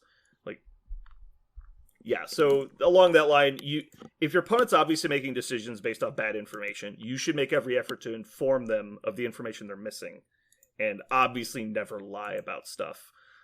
But yeah, you should be as forthcoming with information as humanly possible outside of what are you planning to do. That's obviously privileged information. Yeah, that's the thing. You don't want to co-plan their turn with them for their best possible outcome. That seems that's playing their game. You're playing their side. Yeah. Just as much as like helping your opponent come up with a bad plan. Yeah. It's like, yeah, you should move over here and do this. It's like, oh, I just play field dressing now. And you're like, oh, like... Yeah, that would be really fucked up. Anytime I like end up moving somebody's model because they don't want to lean over the table, I'm like, is this where you want them? Because I'm going to make a plan based on where they are. And so I don't want you yelling at me about I put him there, not you. Like, okay, you need to put your fucking model down then. All right. So, next question. I guess the spirit of the question, real quick, just to cap this off. The question was the appropriate amount of reminding your opponent of rules? In my opinion, if it's obvious they have forgotten, no amount. Like, you should inform them every time that you think that they don't realize. Next up, if the fate of the world depended on you winning a game of MCP, what would you bring and why? This is a good question, too. John had some good ones. Jeremy, you're first. Black Order. And why? Yeah, because they're good and stuff? Because they control every move your opponent tries to make. And they control the board, they control the tempo, they control everything about the game. There's very little your opponent can control about it. So if you lose that game, it's because you lost the game. Black Order controls the table. So it gives you the best shot, in my opinion. I disagree with your statement, but I 100% understand where you're coming from. And I don't think you're being untruthful. I think you are exactly correct. That is what you bring. I agree with you. That's why you would bring it. I just think that the reason Black Order loses games has very little to do with them. Once you get to a certain amount of skill with them, a lot of it is just random stuff. Parker, you're up. Probably at this point in the game that I've been playing, probably X-Force, just because. Oh my god! Go! The only Swing and a miss. And the only reason why it's X-Force is because I've had the most games with them. My game plan would be the best with it. I've had the most game with them. Checks notes, 3 games. Yeah, like that. I haven't played this. I haven't played this game enough with a single faction. Yeah. Or sorry, I haven't played this game enough with a single affiliation to be really sure that I could definitely win this game if a life depended on it. If you told me a life depended on it, I would say, well then. I guess should I take my own life, like commit seppuku in exchange for them? Can I choose the person that dies? Yeah, can it be somebody close to death already? You know, like because we're gonna invoke the mercy rule. Is this one of those red button things where somebody dies? Okay. So cool. It's I guess actually. No, that's fine. I'll say I understand. Yeah, maybe I would actually have a better chance of winning with like Avengers or something like that, but I think it's probably X-Force, actually. I feel pretty confident that my X-Force could beat somebody. Beat somebody. It could beat somebody. No one in particular. Just somebody. Anybody. Right. Fantasy draft, like I'm not taking Parker. Yeah. This is like dodgeball all over again. Nobody picked me. I haven't yet lost the X-Force, but like you said, 4 games, so... All right. So next up is me. I would bring my super team Cabal list with Magneto and MODOK with Red Skull running it, and then sprinkled to taste with random support models and cheap dudes. I like it a lot. The most common list has been lately Red Skull, Magneto, MODOK, and Bob. I just feel really comfortable with it. I know everything they do. I know how to leverage their abilities really well. I don't think they're necessarily the best list anymore. There was a time when I thought it was the best list in the game. But I'm very comfortable with it, and I know how to play it into different types of lists. So yeah, I think the correct answer would be probably Web Warriors or Black Order, like Jeremy said. but I'm not comfortable enough with Web Warriors to not make a mistake. But I feel like my games with Web Warriors are very one-sided. So I think I could win a game, but I would not trust myself to win a game. I'm way more likely to make a big mistake with that list. All right, and that sums up John's questions. Now we have, from the forums, we have some questions from a one Jermiger Constagon. Ooh, this guy. First question, have you ever been really wrong about your first impression of a model or leadership ability? Nope, I'm always right. We generally just ask Brandon before making any opinion. Trying to think. I mean, honestly, the model I've probably been the most wrong about is Cable. But I just thought his leadership was complete trash, and it's okay. It's certainly not good. I think I was wrong about Thanos for a period, but that's just because I was trying to do stuff wrong with him. I don't know. It's probably just because I was playing the game differently than I do now. I was kind of refusing to play scenario because I was trying to make scenario not the most important thing. It obviously is. So, Parker, what do you think? The one I was probably the most wrong about. Probably... It's probably actually Captain America's, because I thought it was stuff every single model in the game that can make use of his ability on your opponent's turn, and that was super duper important. But that's actually not it. It's just find one or two characters that can abuse it really very thoroughly, and then everyone else should just be a strong defensive model. And so my original building of the list felt like impossible, and it's because I was trying too hard. And after playing Cap, the discount it actually doesn't net you infinity power like I feel like it does. It just it smooths the curves of a few characters that love that little bit of pressure released. And so if you can find those characters that love it, like Black Panther and Ghost Rider, that just really love having to spend only one power to do their thing, it becomes super strong. But if you're trying to make everybody discount one, that's not what you should be doing. Cool. I like that answer. I actually have another one I want to bring up. Punisher. I was very disappointed when I originally read Punisher's card, and I'm happy to say I was very wrong, and he's actually quite good. I think that was the first model we really had the rapid fire pistol that was like a mainstay of the kit, and we had not really realized how strong that was at the time. Jeremy, you're up. Mine is Peter Parker. And there's still lots of people that hate on him, and he's terrible and all that, but when he's in Web Warriors, he's an absolute monster. He does every single thing they want to do, and he's the best model at all the things that they want to do. If you haven't tried to kill a Peter Parker in Web Warriors, try it. Like for the folks out there, just see what that's like. You're talking about 4-point Spider-Man, right? Correct. Not amazing. Yeah. He's different entirely. Agreed. I was playing a game recently against Josh where I web-aligned 3 people, impact webbinged a guy, and web-apulted him. So I moved one guy 3 times and 2 other people once. It was awesome. And I still got to move. I had to move into range to get the other guy. Yeah, and that's your 4-point Peter Parker Spider-Man. Yeah, the one that's in the box that gets so much hate. Yeah, he's very good. People that hate on him just don't understand how important board control is. Yeah, anybody who hates on him is trying to beat someone up. If you're trying to beat someone up, then yeah, you might be disappointed, but that's not what he does. Yeah. Alrighty. Moving on, next question, bearing the lead a little bit here, Jeremy, aren't we? What is the best Corset model? Lightning round, go. Zemo. Parker? Best Corset model? Lightning round. Captain America. Ooh, gross. Also Zemo.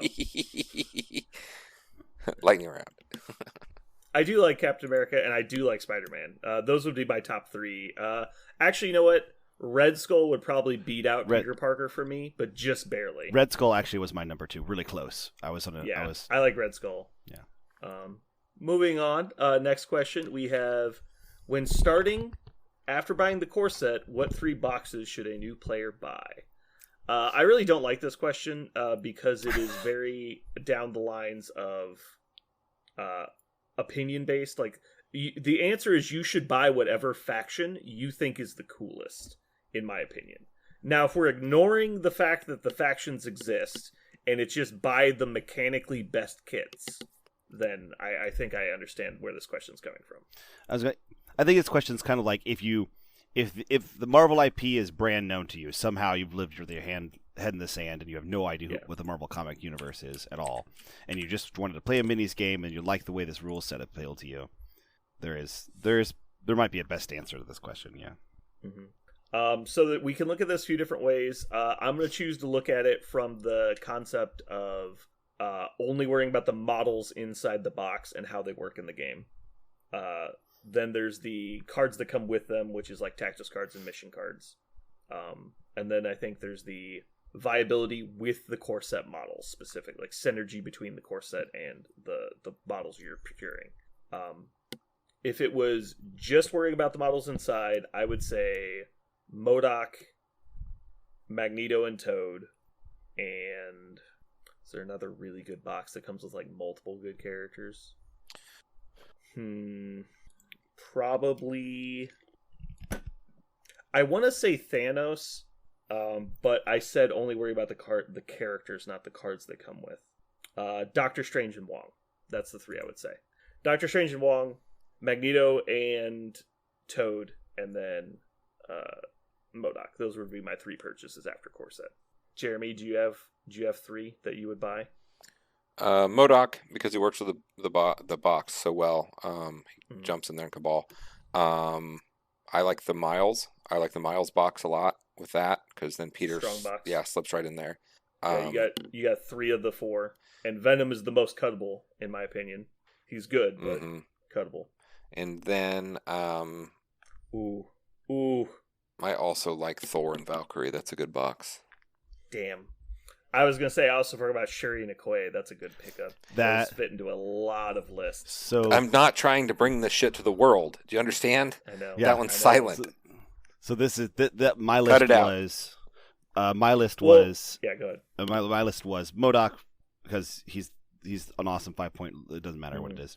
MODOK, and then Black Panther. Is Black Panther Killmonger was a box, right? Yes. Black Panther Killmonger, because Black Panther's fantastic in Avengers. Killmonger is great in Cabal. And then that lets you play the last boxes, which would have been Shuri and Okoye, because Shuri and Okoye you're going to find ways to play them for the rest of the career, because they're so premium. And now you also have Wakandans, and Wakandan Cabal and Wakandan / Cabal and Wakandan / Avengers are both fine for different reasons. So yes. I would say, honestly, anything in that first wave, the Asgardians, the Wakandans, and the two large base models, any combination of those combined with the core set is good. I don't know if they did this intentionally, but the whole first wave plus core set works very well in like this power triangle. Because Wakandans and Asgard fit well into both factions in the core set, and they work well with each other. And then you can throw in Web Warriors immediately after that. All that works very well together. So there's really nowhere to go wrong if you buy that early stuff. Looking at it from the perspective of only the cards that come in the box and not the models themselves, it's obviously Miles and Gwen. Yeah. Vision and Bucky, and then the last one is Gamora and Nebula. Because from those packs, you're getting multiple good mission cards, and you're getting med pack, field dressing, and all you've got, which are all very, very important in our current meta. Right. Maybe less so in the near future, but right now they're real fucking important. And then alternatively, there's obviously a lot of good mission cards you would kind of have to go hunt and choose. The missions, I think, is the thing I'm the least happy about with releases. It's the only thing that doesn't really let you only buy what you want, and that's you can get by, but it's not as good. You really need a selection of missions. All right, moving on. Next we have, why do D8 dice so frustrating? Jeremy, you need to learn how to grammar. Why how learn? Why how come no dice feel good? Why no feel good dice? But yeah, obviously, why are D8 so frustrating? Cause I think the most frustrating part is, first off, it's individual successes instead of curves. Dice curves are obviously the superior way to do it, But when you want to include intentional randomness that is inconsistent and volatile, D8s on a single die success rate is very important. Any single dice success rate is going to be massively more volatile than a curve. Right. And for people that don't understand what we're talking about, each individual dice will succeed or fail on its own merit, and then you will count successes. And then on a curve system, you're rolling multiple dice, and they are collectively succeeding or failing. Yeah. So as an example, let's say I have a target number of 20, and I'm going to roll 10d6. Well, 10d6 should average 3.5 per die, which is 35, which will beat it. As where if you're rolling 10 d8s for damage, you're looking for like 4 damage. Well, you should pretty consistently beat 4 damage because the average is about like 6.25. But you will almost never fail to get to 20 on 10 d6. It is ridiculously unlikely because every die you add increases the odds you will get close to the median, if that makes sense. Because each die individually contributing set values, even your highs will make up for your lows and vice versa. So over time, if you were to roll 10 million dice, you will get incredibly close to the average. Just because that's just how statistics work. Like with an even distribution of plot points, which means you just need enough attempts to get to an even distribution. Like it's amazing. Like a single D6 has no average. It's 1, 2, 3, 4, 5, or 6. Like there is no actual average. Every time you roll it, it's going to be one of those 6. And now, but when you add 2 dice, now the average is 7. You are far more likely to get 7 than any other number. And you're far more likely to get 7 or better than not getting 7 or better. And so that compounds much more. So I don't think it's necessarily the single D8s. It's that we came from a curve system moving into a single success system. And so I think that's part of it. And then also the D8s are more random. The more I play, the more I play, the more when I drop dice on the table, I really feel like I have no idea what's about to happen.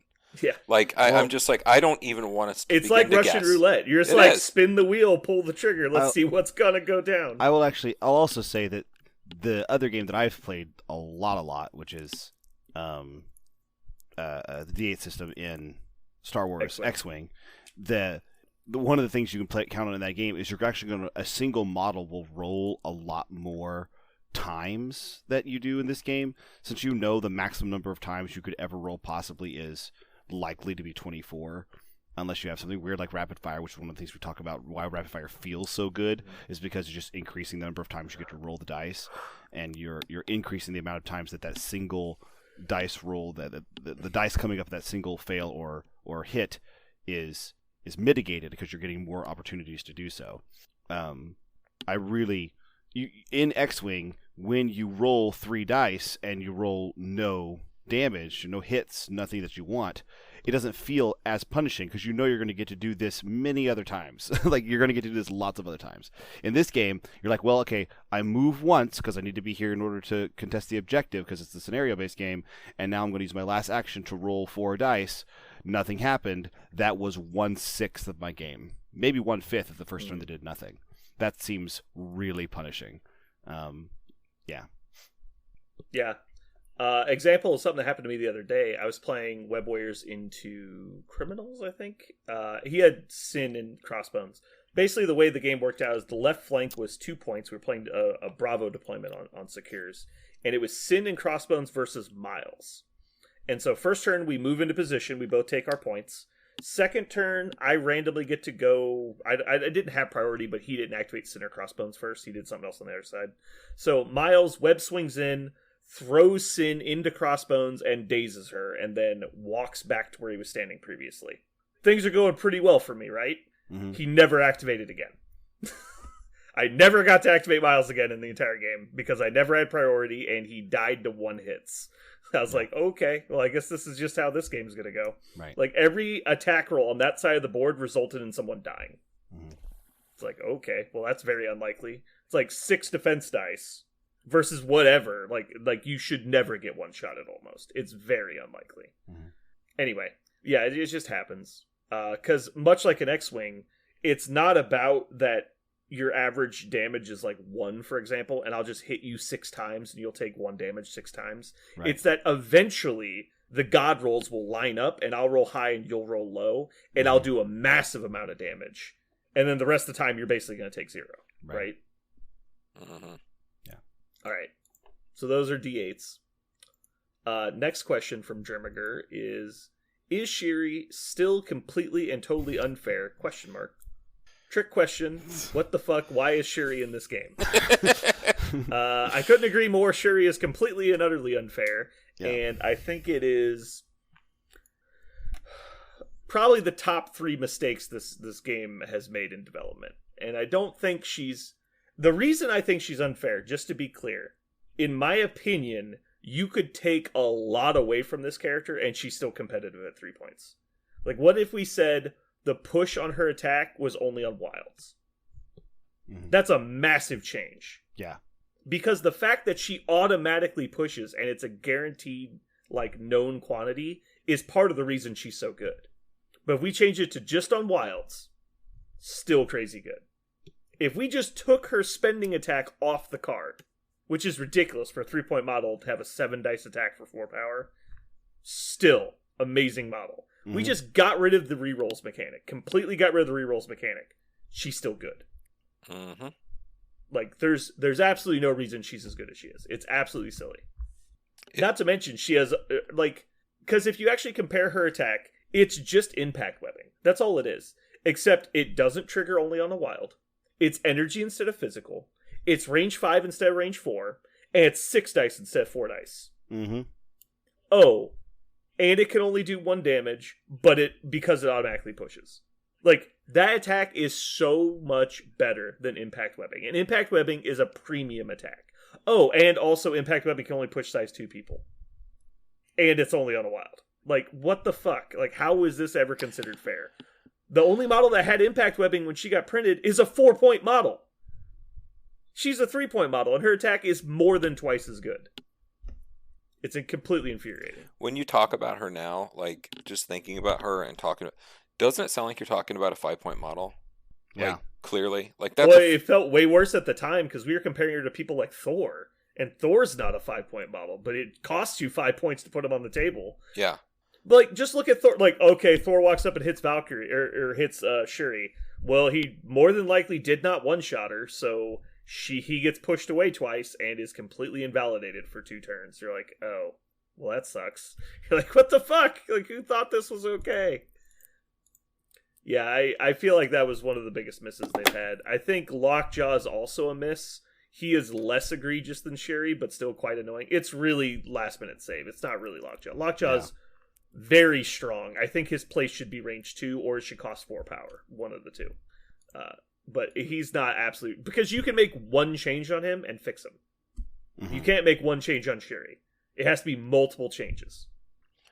Unless you just said her attack doesn't push. That's about the only 1 change that would make her okay. And she's still good.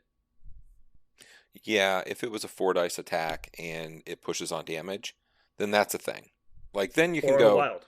Or a wild. Yeah. Just make it impact webbing. Yeah, make it... Just make it only push on a wild.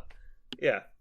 Even if it was on a wild, still with the 6 dice, at least there's a chance of failure, and we all know wilds never show up when you need them, so... And a 3-point model with a 6 dice attack, period. Even though it only does 1 damage, it's like, it's really? Absolutely stupid. What the fuck is that? It took us so long to come up with a counter for her because of how stupid she is. You're like, it's Sabretooth. You're like, why is it Sabretooth? Because she's her own worst enemy, because it can only do 1 damage, and it's 6 dice. She's so unlikely to fail to deal damage. You'll always trigger aggressive, so he gets to walk back. By the way, the one time I put my Sabretooth down against Shuri with that in mind, she never did any damage to Sabretooth, so she just pushed him all over the place. It's even when she does bad, she gets saved by her own mechanics. Yeah, she's dumb. The other broken one's obviously MODOK, but that's just like they did not respect how good rerolls were, I think, is the MODOK problem. I actually think they didn't respect his defensive ability. I think that's true. The wilds on defense is, if you got rid of the force field, he'd probably be okay. Yes. He'd still be quite good, but he'd be okay. He would be a bulldozer, not a tank. Like, yeah. Not getting your wild triggers is a problem. That's really bad.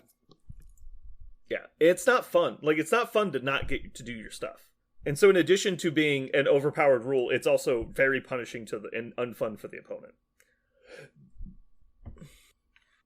All right, Jermagur's last question. What is your favorite Tactics card that you never use? Agents of Smash. I will never use it, but it's a really fun card. Till the End of the Line. Ooh. I love the idea of like Bucky and Cap on the table saying "fuck you," and it sounds awesome and fun. Yeah, but no, I like that card too. I love the team up cards are actually thematic, and like Till the End of the Line had like a brief window and it was maybe okay, and it's maybe might get a resurgence now, but yeah, it's probably not very good. Yeah, I actually want to change my answer. Magnetic Crush. Magnetic Crush is even cooler. You stole mine. I love that one. All right, I'll do Agents of Smash if you're gonna do Crush. Yeah. That's fine. All right, so Jeremy says Crush, I said Smash, and Parker said End of the Line. Yeah. Idiot, we both did like throw shit at people. You should have done Heave Ho. No. I will That's not my do favorite Heave to Ho. make fun of. All right. Next up, some idiot named Brandon submitted some questions. First question. If you could be any one character from the MCU, who would it be and why? Oh, I like this question. This is a pretty common one for Game Store chatting. Yeah. Do you guys want me to go first? Do you have anyone in mind you want to go with immediately? Yeah, you go first. I'll give you a second to think about it. So I've actually had a lot of different choices for this over the years, which is kind of showing how I've changed my mindset as a person. So originally it was Hulk when I was younger, because, Hulk Smash is fun. Mm-hmm. But then it kind of evolved into Magneto, because Magneto is like the hero everyone wants to be once they realize how the world works. Yeah. It's like, fuck all this, I'm tearing it down. It's like, we'll start from scratch, it'll be better. The only thing you all understand is blood. Yeah. Fuck you. Not to mention, how cool would it be to have Magneto's powers? Yeah. Oh, man. That would be fucking cool. Hulk is, invincible and whatever, but, Magneto is awesome. In the comics, fun. when you learn anything about electromagnetism and you realize what you could do with control of electromagnetism, you're just like, basically, the universe, physics is just at your fingertips. Right. So the problem with Magneto's storyline, when you actually get into the functionality of his powers, is that there's no need for him to try and take over the world, because he can generate infinite electricity for the world. He could take over the world economically. There's no need to do it through force. Yeah. I was like, we're just going to set up these giant turbine machines, and I'll produce enough electricity for you guys for 10 years in an hour. What the fuck? It'd be so ridiculous. Especially when in the comics, when they describe how he can create lasting effects after he leaves a scene. He create an electromagnetic force field that lasts for hours or days after he's stopped focusing on it. Holy shit! Well, that's how electromagnetism works. If you do something to magnetize something, it doesn't quit for a long time. Exactly. Yeah. How much of a perpetual motion machine could he create with just a second thought? Yeah. So anyway, yeah, it was him for a while. Then most recently, it was Thor, and the Thor thought, with the logic behind it, was, well, first off, you're basically invulnerable, you're super strong, but you're basically ageless. Asgardians live to be 10 to 20,000 years old, if not older than that. Yeah, insane. And you're basically you can live in space if you want. All of them have some special ability they have. So. As just a generic person, I'm not actually really drawn to Thor as a character, but if I could be Thor, whole new experience. Thor has jackpot lottery of powers, right? Right. He has everything you could ever want. And then I think my most recent one, actually, it just changed today, I think, and is after the most recent What If episode 4, I have changed it to Doctor Strange. Oh yeah. Yeah. Doctor Strange is too cool. Master of the Mystic. You do love saying Master of the Mystic Arts. You love saying that. I do like wizards in general, and there's never been a good medium to show off Doctor Strange other than comics, because you can't really do him justice in a live action movie. You couldn't. Because the CGI budget required, and doing him in an animated show. Oh man! Oh, it's so cool. Yeah. All the stuff they're able to make him do, and I wish they did a live comic for him now. Oh man, it looks so good. All right, so that was mine. I'm saying Doctor Strange. Do you guys have one yet? I mean, you picked a bunch of good ones, so No, I only picked one. You can pick those. Oh Jesus! They're all. I mean, everyone. These are the ones people immediately think about. So it's not like I spoiled anything. No. After kind of thinking about it and the MCU universe that's kind of available to this game, like I really like Ronin. Like just the idea of this is the fucking rules. People line up. Like this is the way it is. And if you don't like it, then you're fucking out, and we're gonna fight. Like I would have never guessed someone would have picked Ronin. That's funny. I see where your mind's at, though. That's cool. Zealot. Right. We know who's going to get arrested for being a psychopath. Parker, you're up. I was actually going to say Star-Lord. I love. Oh, God.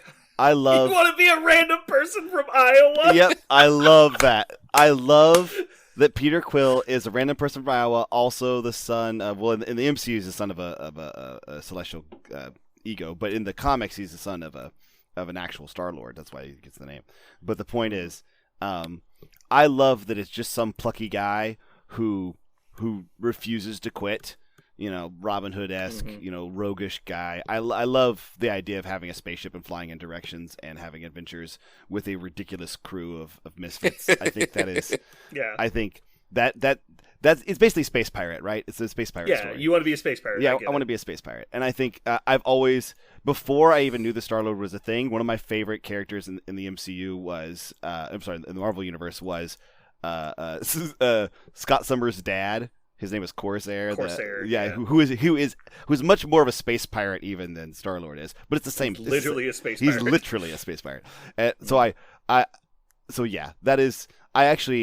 I'm that guy who in like RPGs always wants to play the human character. Like I don't want to be anything else. I want to play a human in a situation that it seems impossible for a human to survive, and yet I do it anyway. So yeah, Star-Lord. All right, cool. Terrible choice, but whatever. Moving on. I love this Q&A has been piss on Parker. I don't know why, but we thought this would be any different. You're gonna love the next question. Oh no! Jesus. Number 16. Why is Parker the worst asking for a friend? I don't know who asked that one. It's weird. Jeremy, what do you think? Oh my God! There's, so many things rushed into my head all at once. Literally countless answers. Right? This is like asking why in a philosophy class, right? It is. I got flooded. I don't. I'm gonna have this is asking why in a philosophy class. This is like an esoteric question. Yeah, everyone jumps up. They're like, "I have an answer!" Like yeah. Oh, I know the right answer. I've got the right answer. Oh, okay. Captain America. He tried to actually bring it back. I and did. There's no excuse. There's no excuse. Yeah. Mm. Yep, that's the end of my questions. Yep. I'm just going to end on the high note. You did it. Okay. Moving on to Parker's questions, Mr. Dr. Mantis Toboggan, MD. Dr. Mantis Toboggan, MD. Who would you put in an advanced core set? Parker, can you explain your question in a more specific approach? Okay. Basically, what is, in your mind, what is an advanced core set? Okay, so is it just core set 2.0, or is it like, this is for people that already have played the game for a long time? That. Yeah, so basically, if the core set is designed to introduce you to the game, who would you put in an advanced core set? And it's okay, we don't need to make like a 12 model box. Right. But the idea is, who do you think has a really high skill cap? So you would say you should start playing this character and keep playing it, because if you start now, you'll never really reach this cap. You'll just get better and better and better and better and better. Personally, I think this is pretty obvious if that's your opinion, or the point of your question. It's obviously Convocation and Web Warriors. Like that's those are the two highest skill cap factions, and they're both getting releases right now. So if the core set was going to come out anytime soon, it would just be get all the Convocation, maybe throw in Dormammu and the Web Warrior stuff, and be like, congrats, you are now in the high, like, you've reached the end game of MCP. Here's all your hard to play shit. Mm-hmm. Maybe Black Order and Convocation, I could see that too. But it's definitely Convocation. Okay. Now, this being said, they've said there's not going to be more core sets. Right. That was the big question when they announced the mutants. Yeah. So, Jeremy, who would you put in a advanced core set? Mm, I I don't know. The Spider-Man stuff is good, because there's the good guys and then some other bad guy. I like the idea of adding stuff that's really current and really understandable. And then Magneto and Brotherhood is fine. So both of those could be the kind of verses, like the other boxes, kind of a verses. They're also not impossible to kind of be able to look at it and go, this is what they kind of do. And you don't have to like learn a million things. They just kind of do what they're supposed to do. Parker?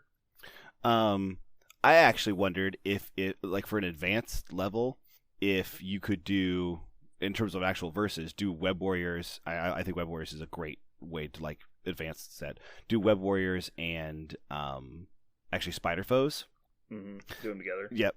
I think Web Warriors Spider Foes would be really interesting because Spider Foes is, after only playing them once, I could tell you they are a puzzle inside of a puzzle. And getting, unlocking their power level 9,000 would take a lot of time, but I think it's worth it. I think there's a lot of potential there, and Web Warriors is a totally different way to play, like you're playing a different game.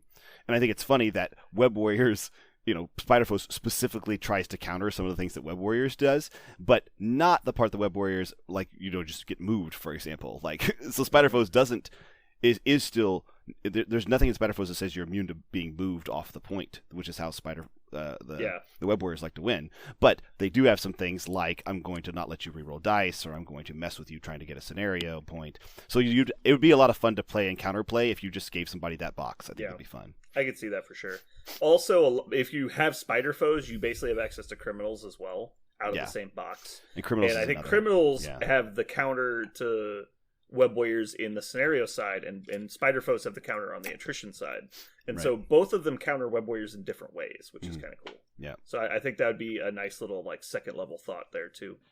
I do really hope we get a second leader for Spider Foes soon, and not just because I don't think Green Goblin's good, but I just think they need a little bit more to really have an identity, which was something we talked about before. I actually hope that now. I don't know how close it is. I thought it was going to be another Doc Ock. I thought it was, because he's led them before too. Yes, but I also would like to see them do. I think I talked with Jeremy about this. A Sinister Six specific card, which it was just called Sinister Six, and it's only playable by Spider Foes. Maybe you could make it playable in Criminals, depending on if they want Criminals to be like the second home of Spider Villains. But it could be something cool, like kind of like Lovable Misfits, where it's like you roll a die, but it'd be like roll a die for each of the following characters, and it would just list out all 6 of the Sinister Six, like the classic ones that are in the game. Yeah. Or if they want to keep it more open, they could add like a second affiliation, and they could just add people to it as it keeps going. And I think eventually we will get Sinister Six as their own affiliation. It's just the natural conclusion of where the game will end up, because there will eventually be enough of them in the game to just do 2 separate factions, right? Yeah. Like there will eventually be 2 Doc Ocks and 2 Green Goblins, like 5-10 years down the road, whenever that is. Yeah. But as far as the Convocation being in the Advanced Core Set, they definitely need to be in the Advanced Core Set, because it might actually be easier just to learn how to use magic than to actually learn how to play Convocation. So next up we have value notwithstanding, is this game large enough to skip the core set? Man, you have a lot of core set questions. You need to stop that. There's only 2. So the question is obviously I've spoken about the value before, which is like, why are you trying to skip the best value? You would never skip it ever. But anyone who's played this game for more than a month and like really knows that there's no problem with having more bench characters to choose from and having more tactics and mission cards to choose from. And I think the biggest thing you'll be missing, assuming you're joining a community that already has terrain for you, and you don't need the tactics cards, and you really don't want to play those 2 factions, the mission cards, like above anything else, like getting 6 mission cards. Yeah. Like you would have to buy so many box sets to not need those at all. And some of those missions are really good. Yeah. Like Infinity Formula is still in my normal rotation. So yeah, I could see it happening, but more often than not, when I see somebody trying to avoid buying the core set, they're just not used to a release system where the rules are included with the items you're buying. They're used to like an army book style system where it's like, okay, I buy the models I like, and then I buy the rules in a book, and then I try and make an army. And so they just don't translate well, and they think it's a trap of some kind. It's like, dude, you're getting like 2 armies worth of models basically, and also all this other stuff. Like, what's the problem? He's like, well, I'll just go buy the dice set and the template set and the terrain set and then like 10 models. And I'm like, you're at like $400. What the fuck is wrong with you? Like, just buy the core set. Like, I don't understand. Yeah. But yeah, I can understand people, like, a lot of people going, is like, well, I don't want to play Avengers or Cabal. It's like, yeah, but a lot of these characters like Peter Parker and Zemo and Captain Marvel, even both the leaders, like, these characters get used in other affiliations. And so I think there's still a lot of value there. And I think it's a mistake to skip it, but it is possible at this point. And it probably in another 6 months, it won't be as hard to skip it. Jeremy, did you have any thoughts on this one? The thing that keeps getting brought up by a lot of people is, are they going to come out with like packs of cards that have all the stuff in it, like we're talking about? Right. If they do that, then I can see it happening more, but there's really no reason to skip it. It's just like, well, just give me the extra stuff. Like, I'll give you $10. Like, what? I don't understand. Also, like, people want to like go and like, I want to learn how to play the game, so I bought a faction. It's like, I bought Black Order. It's like, well, you just set yourself back 2 months. Like it would be so much easier if you just learn the mechanics of the game with fucking Avengers than trying to learn how to play the game with Black Order. And you're doing a mini game within a game inside of the game you're trying to learn, and you don't know why it's not working. Like, obviously, it's like you can't build a building when you don't know how to fucking hang drywall. Like, this isn't gonna work. Anyway, moving on. Next question. If you were forced to take a model in every MCP roster forever, which model would it be? So basically, if there was a model that you were required to include in every roster, and you had to pick one right now, which character would it be? Can't say Shuri. Can't say Shuri. I don't think any of us would say Shuri because of the boycott. Yeah, we have a boycott. I wouldn't say Shuri. So I feel like I could probably say Magneto, and I'd never really be that upset with myself. But I don't think that's realistic. I think a character that's cheaper would be much better. Like, Zemo would be fine. So you said Zemo. I say if you take Zemo, I'll take Toad. Toad's good. I think Quicksilver would also be a good choice. I think Quicksilver's on that level already. He's so good in so many lists. I'm gonna be a ballsy one because I love him so much, and I think I would be willing to play him in every list. Don't say it. Actually, Mordo. Okay.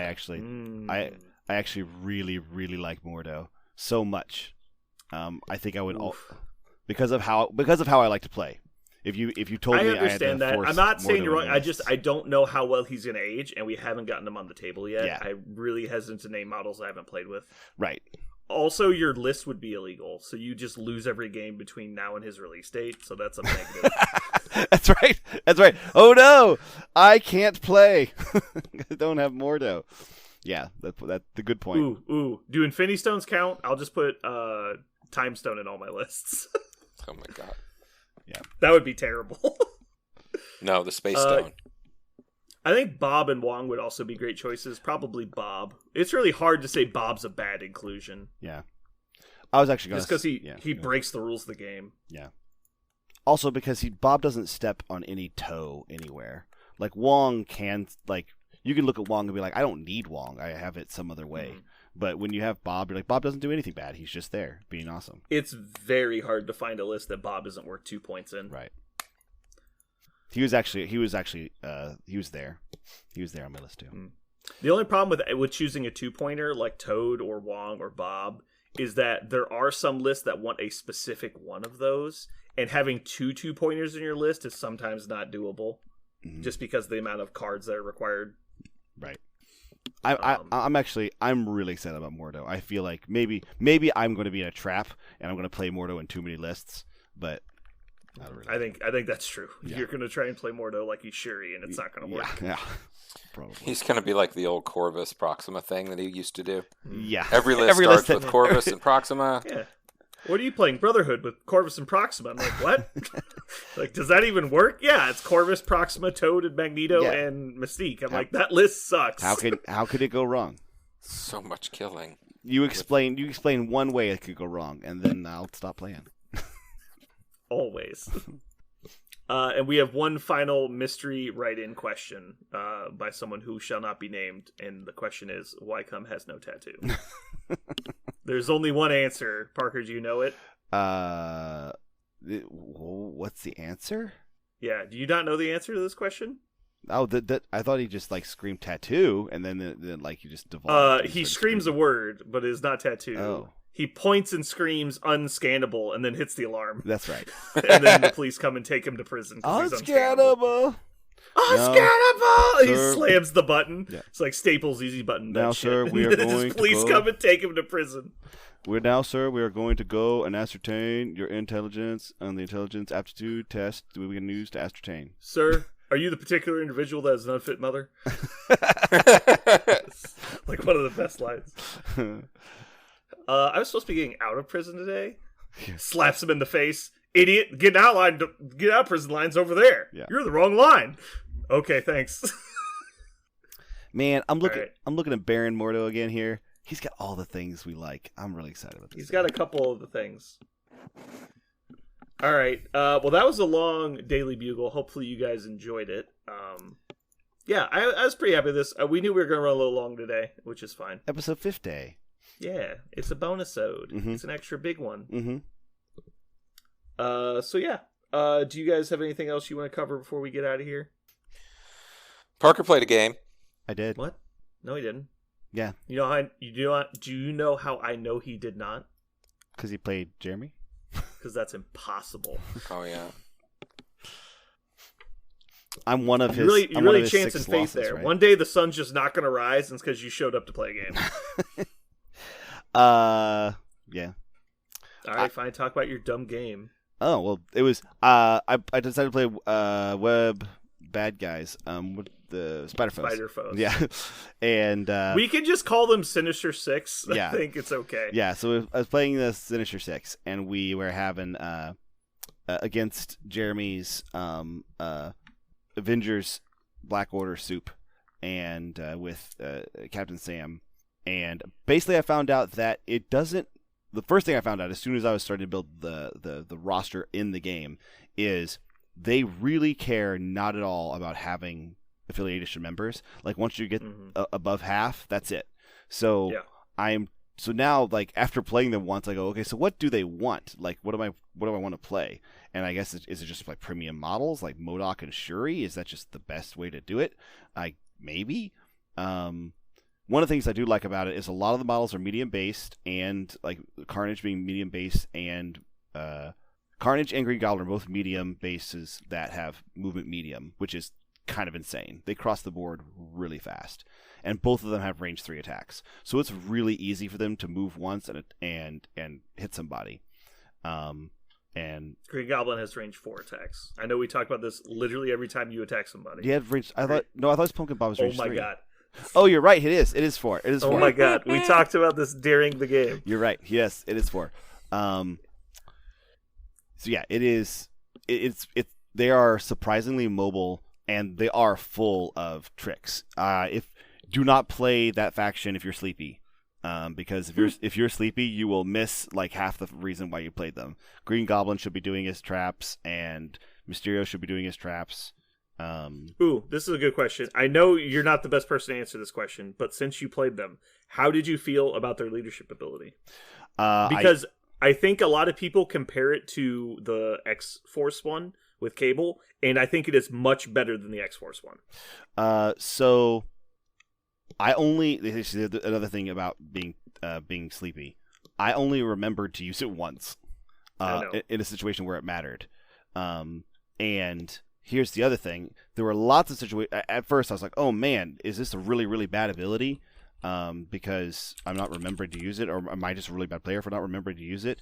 But then I thought about it, I was like, well, the number of situations in the game where I was going to do the one more damage that really mattered for 1 power, I don't know how often it came up. And I think that's the thing about that ability is there'll be some games where it's just just a huge mover and shaker for you. And there are going to be some games where it never did a thing, and you were definitely better off spending that power doing something else. Also, with the exception of Mysterio, who is Captain Power, Jesus God, does he have a lot of power? I was playing Venom, who does not gain a lot of power if he misses, and he was missing all the time. Carnage, who is spending a lot of his power to constantly get more damage out of it himself, so he often didn't have spare power. Green Goblin had spare power, Kraven did not. So basically, what I found out is if you want to use his team ability, which I think is strong, you're probably going to want more characters that are able to gain power passively, like Mysterio. Mysterio is fantastic in the list. I think he's a really great, like Green Goblin Mysterio might be a really great way to start because he's going to get to do things and be part of that theme. But other characters in the list probably are going to be ones that are power efficient if you want to use that team ability and make it really useful. Yeah. Yeah, I think the fact that you're going to make the fact that you're going to make the decision on your leadership ability basically with perfect information, I think that's gonna go a long way. I don't think people realize that. Yeah, it is also making them reroll one of their blocks or wilds or crits is so nice. It really is, because the chances of them popping it back up is great. Yeah, and the better someone's defensive modifications, the better the making them reroll it is, because you're negating all the previous modifications. Because if you reroll die 5 times and finally get a block, and then you reroll it again, it's still a 3 and 8 to get a block. Like, it doesn't matter that you have Spider Senses or Great Responsibility or Vapors of Altor or Inspiring Monologue. None of that shit matters. This is a whole new. We're gonna do it all over again right now. I think it's really good. Oh, another funny thing about the faction, monster health pools. They're very beefy. Yeah, like Green Goblin having 7 on his front side, Venom having 7 on his front side, Carnage has 7 on his front side. Like, their front sides are in Mysterio, who's supposed to be like a supporty mystic guy, has 6 on his front side. Like, their front sides are all stacked. Carnage actually has more hit points than anybody but Kingpin. Right. In this faction. Yeah. Yeah, so they've got 14 hit points. I think Doc Ock's pretty beefy too. Yeah, so it's 11. So Carnage is 14, Doc Ock is 11, Green Goblin is 12, Kingpin's 14, I think Kraven is 10. Kraven's 10, so he's the low guy. Yeah. Lizard is 14, I believe, right? Or is he 13? No, I think he's... Oh, he's only 11. Oh, yeah. That's right, because of the damage reduction. Right. Mysterio is 11. 6 and 5, so 11, and then Venom's 13. Yeah. But they also have, there's 2 characters in there with damage reduction as well. Right. So, yeah, I think they're a very survivable faction. And if Carnage kills somebody, he heals back to a 7, which is... Right. They also have a healing aspect to him, yeah.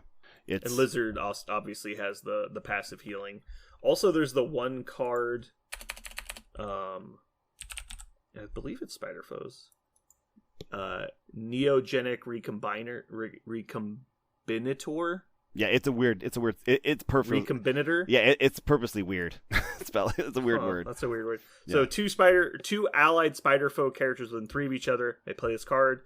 One of the characters that played this card may suffer up to 3 damage. Remove that amount of damage from the other character. Right. But an interesting thing you can do with this is you dump all your damage on Carnage right before you're about to daze somebody. Yeah. And you just delete all the damage, which is pretty cool. Right. And then obviously you can also dump it onto Lizard, who's obviously extremely survivable. Or Venom. Slowly heal it off. Venom can also heal it. Yeah. There's a lot of healing in the affiliation. Right. And it happens... Go ahead. I was just saying, I'm going to be moving to Spider Foes starting next week. So I'll be on Spider Foes all the time. Yeah. Their scenario trap card is really niche. It is cool, but it's very niche. That's the Sinister Traps? Yeah, Sinister Traps. It's really cool, very niche. Because basically you really want to use it on a point. It's another one of those perfect information cards. Like Sinister Six, that's kind of a theme that's not mentioned. Is they have a lot of perfect information all the time. So like if you got a Black Widow that's the only model standing across from something they can pick up on the middle of the board, she's got to move twice to get there, and so if you trap that in front of her, there's a very good chance she's not picking it up, and that's a cool way to slow down your opponent. I like that they're an attrition faction that actively messes with your opponent's ability to win through scenario. I think it's pretty cool. How many games have I been playing an attrition game where I just needed one or two more objective points to feel comfortable, and they can do that, which is really nice. Yeah. Jeremy, what did you think about Carnage? Well, I was playing Avengers Sam list, and everyone in my list had physical attacks. So Carnage actually should not be half as hard to take down as he was against my list. So everything I did to him just kind of bounced, and it was very, very difficult to deal with him. Aside from feeding him Captain Sam, first turn, I was like, here, eat this. Leave me alone. Yeah. So I really like how both of you only used your leadership like once. I used mine like 4 times because I got 4 people dazed. Oh, I thought Cap died way too fast. No. It happened a few times. Oh, okay. It still happened. Okay. Yeah. But yeah, Carnage was cool. He did a bunch of killing and stuff. I mean, it was definitely a learning game for both of us. He had a shitload of reactions, and I had like all kinds of models I've never played before. So it was cool. I just noticed this. This is great. We're gonna play one of these things not like the others. Tell me which one of these does not fit in with the others, okay? So I need you guys to listen. Okay. Cletus, Otto, Norman, Wilson, Sergey, Curtis, Quentin, and Eddie. Which of these does not fit with the others? Sergey? Is that... No, it's Eddie. Eddie? Like, you have all these fucking weird-ass, like, exotic names, and then Eddie. I see. All of them are goofy, weird, eccentric names. Yeah, and then they're way over the top, and then Eddie's like, I'm Eddie. Ed. Yeah. Ed boy. All right, let's go ahead and get out of here. Sounds We've rambled for long enough. We'll ramble more later.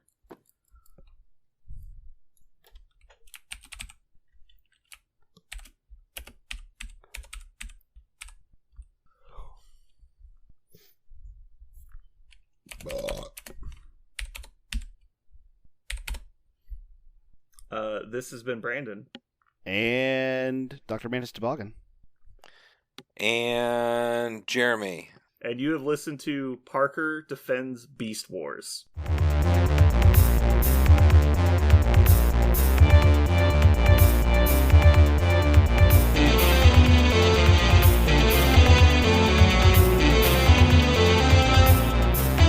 So what are we going to call this thing? I got it. Okay. Incredible, new, fantastic, astonishing, mighty, original, uncanny, sensational podcast. I'm just going to put down infamous.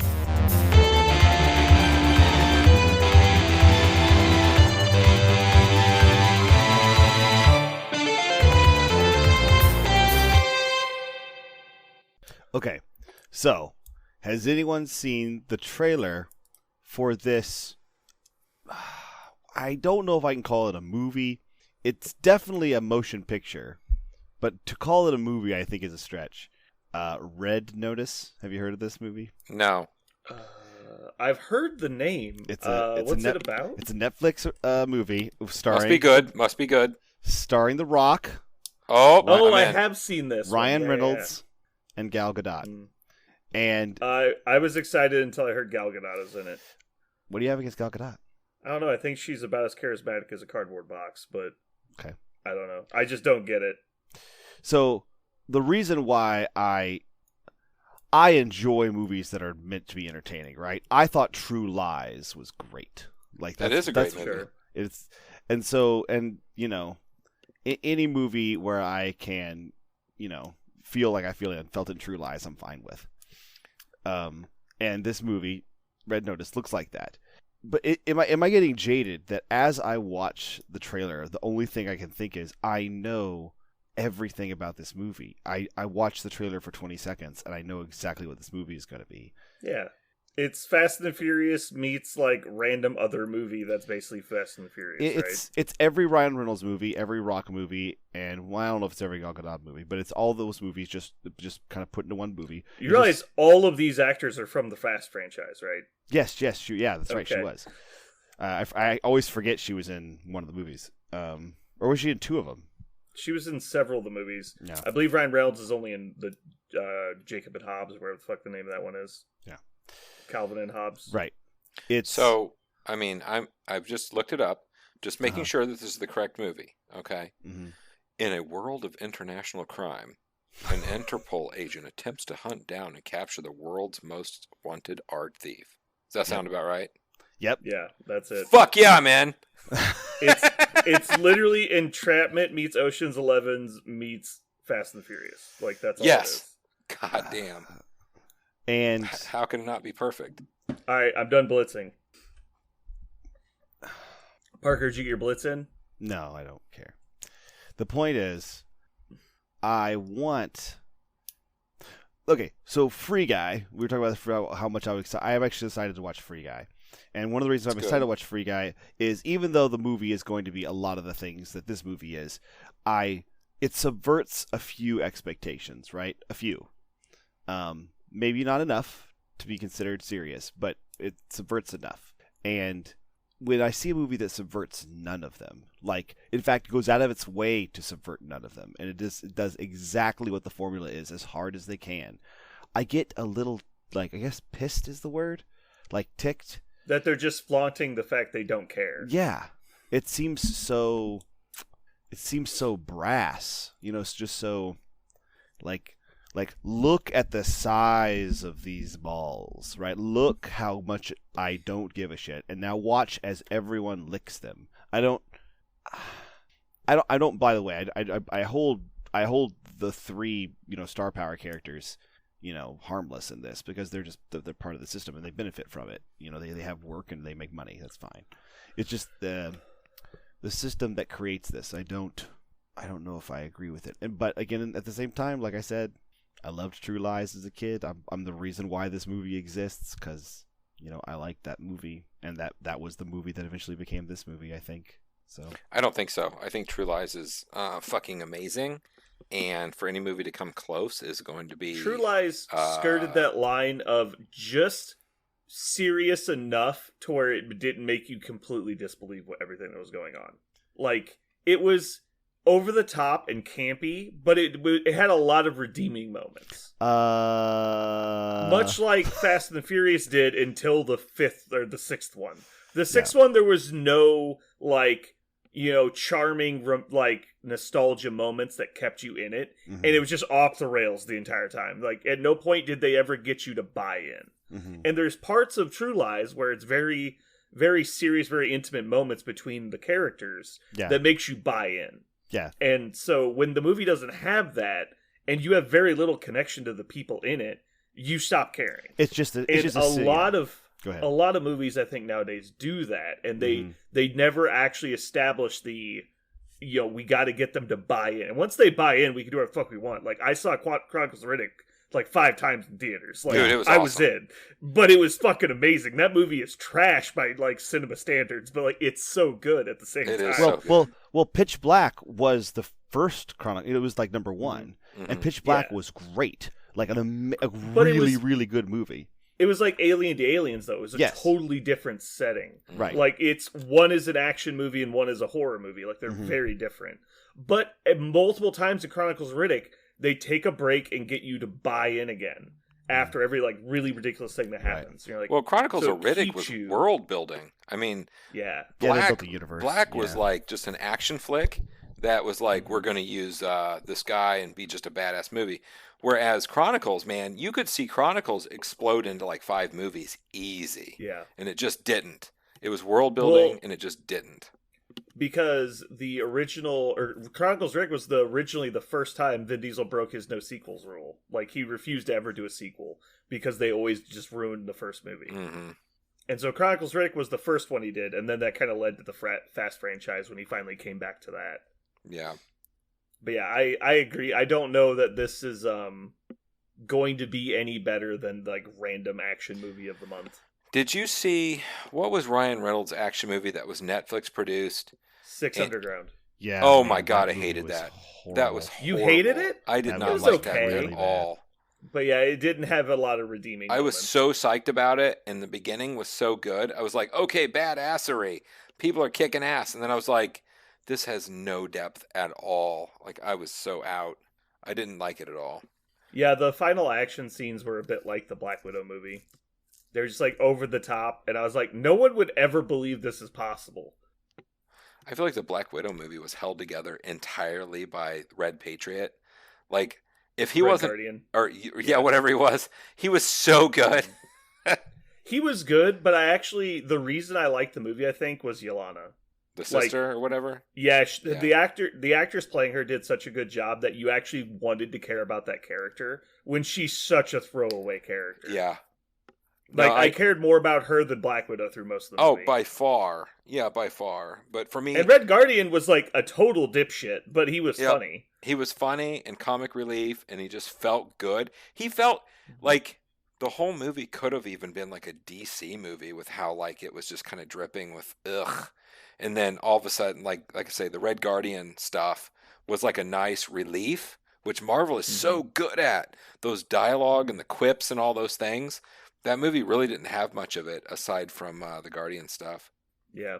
I love the scene every time he's like trying to reconnect with the girls and he starts telling Yeah. a story about himself. And they're like, would you fucking stop it? Like, we don't give a shit. He's like, but the time I fought Captain America, I was like, he literally was dead the entire time you were in service. You never fought him. He's like, you calling me a liar? He's like, yes! To your face. Yeah. He's like, God damn it. Oh man. So I watched the new What If. Oh my god. No spoilers, but Don't. amazing. Holy shit. So right? good. It's My off kids the were charts. right. It makes all the other ones look like unwatchable in comparison. So good. Yeah, I'll watch that one again just so I can make sure I catch everything. It was that good. It was really good. Are they going to do a What If like movie at the end? Like that would be. I would hope love they to see just. 'em. I hope it just becomes like a multi-season thing. They just keep doing it. Like I would watch if they're going to keep this level of production value, and if it's like 1 in 4 that is this Mhm. good, then yeah, I'm in. I'm totally in. I will keep Disney Plus just to watch What If. Like that last episode was so good. Just for the record, it's episode 4 for listeners. There are so many. There's so much speculation about how What If is actually going to fit into the MCU, like officially or not. Because I thought the whole point was it doesn't because these are alternate universes. well, what the giant rumor mill that's surrounding him is because all of this stuff is about multiverse. Like everything in the current MCU is about multiverse. Is they're going to borrow or cameo plot lines from this What If series into other movies. Like when Peter Parker, in the current trailer, he's going on a multiversal adventure. Does he run into? I haven't watched the trailer. I'm not gonna even say spoiler alert for a trailer, Brandon. I'm gonna go ahead and say it out loud because anybody can watch the trailer. You're off the podcast. Anybody can watch a trailer, but I'll tell you that in the trailer, they just say flat out that he's going on a multiversal adventure, and you can watch the trailer to find out who he beats. That's revealed in the trailer, but there's a lot of speculation that all the stuff happening in the What Ifs could show up in that movie or in Doctor Strange's Multiverse I of know, Madness, but like or the whole point is that it's other universes, and I get with what happened in Loki that all that can get intermingled really easily, but like that's not the point. We don't need every single thing to be in the one timeline when it's supposed to be in a different one. Well, it's not. That's the point. Is that they're making a legitimate reason why our Spider-Man or our Doctor Strange or our Ant-Man has a legitimate reason to meet any of these other characters. So Sharon Carter, in an alternate universe, or T'Challa. Well, maybe that'll be hard to do in real life with How about this, Chadwick Parker? Boseman dead. But like it's meeting alternate universe versions of characters is entirely possible. And the other reason why they're saying it is it gives them a reason to throw in Robert Downey Jr. or one of those guys into a movie, not like as a main character, but just a moment. Because one of the big things with Spider-Man in his current movie iteration is he has this unfinished business with his mentor, and there's a lot of speculation that Tony Stark will make a cameo at some point, and it'll be as part of this multiversal adventure. Well, they do a lot of flashbacks in the movies, and so like look at Endgame. Endgame was like half flashbacks that they had to bring like 100 people back for. Right. So yeah, I'm not gonna say they can't bring back Tony Stark. I'm just saying that trying to shoehorn What If every episode of What If into the MCU is not a smart move. I don't think that's all I'm saying. Yeah, I don't think that's an expectation that anybody's saying. I think Right. I don't think we'll see like members of Loki's time police in like every episode of Spider-Man or that kind of thing. I don't think that'll be what. Yeah. But just I think you specifically, could What If, have. the entire point of What If is that it's not in the main storyline. Right. That's literally the point. Yes. And so adding it, like trying to find ways to get it in, just seems really dumb. Well, I you say that, but comic books have been doing it for fucking ever. like they made Old Man Logan in like a kind of a what if scenario, and then they just really wanted to put him in the main timeline, so they just gave a reason why he's in the timeline, and he was in the main timeline for a while, and now he's gone. They wanted Miles Morales was an alternate timeline Spider-Man, and they just put him in the main universe. Now he's just an extra Spider-Man. So like there are a lot. But that gives them an excuse to keep making content. Like there's no in my opinion, there's no such thing as the main comic book timeline. It's so fucking gray and washed together. It doesn't matter. Well, like you can say it's technically current canon, yeah. but yeah, that's like the snapshot of this moment it is, but in a week it might not be. Like who cares? Right, but I'm saying if the MCU mirrors the Marvel universe in any way, if they're willing to do it, then they could easily decide to do that same kind of multiversal stuff. The fact that every single wave, what is it, wave 4 we're on? Every single phase 4. Every single phase 4 movie is about multiversal chaos means that there's literally no limit to what they could do. And that's why there's all the speculation about how they integrate, if they integrate, what do they integrate from the What If series. But I don't know. I think a bunch of mouth breathers, rushing to be first to guess a plot line is not that important. Yeah. I'll tell you what, though. I will bet you that the character at the end of the most recent episode of What If, which is episode 4, does not show up in the MCU. Okay. How many probationary episodes would you like to bet? I have not seen it yet, so I will not bet anything yet. Oh, well, that's how bets work. No, that's not. You got to risk something. No, that's not how bets work. You have to know that's something. That's literally how bets work. That's not how bets work at all. You have to know something of the odds. You have to know. You don't just get. I would not say. Yeah. Okay, there it's are two 50-50 odds, Parker. He's either going to be in it or teams. not. Both of them play with a ball. One of them is based upon a Native American name, and the other one is based upon an animal. You must bet on Native American or animal.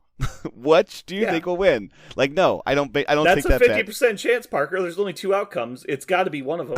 That's 50%. That's not odds. On one that's side not how odds work. On the other side, 50-50. They are not the two sides of a coin. They are in fact it is multivariable. If you take 50 coins and you flip 50 of them while flipping 50 coins with other sides, that's 50-50. There are so many things statistically wrong with that statement. I love it. All right, so how many do you want to bet? I'm not betting. Shaved head bet. Shaved head bet. Or we can bet like 20 probation episodes. I'm not going to bet anything. I don't want to bet. You know what? This is flagellations. You know what's so silly? I am not willing to bet an imaginary currency on this. That's how sure silly part. That's how like, sure literally it doesn't matter. Yeah, that's how sure I am that I don't wanna. 7 mini corn dogs. Come on. That is a lot of mini corn dogs. Coward.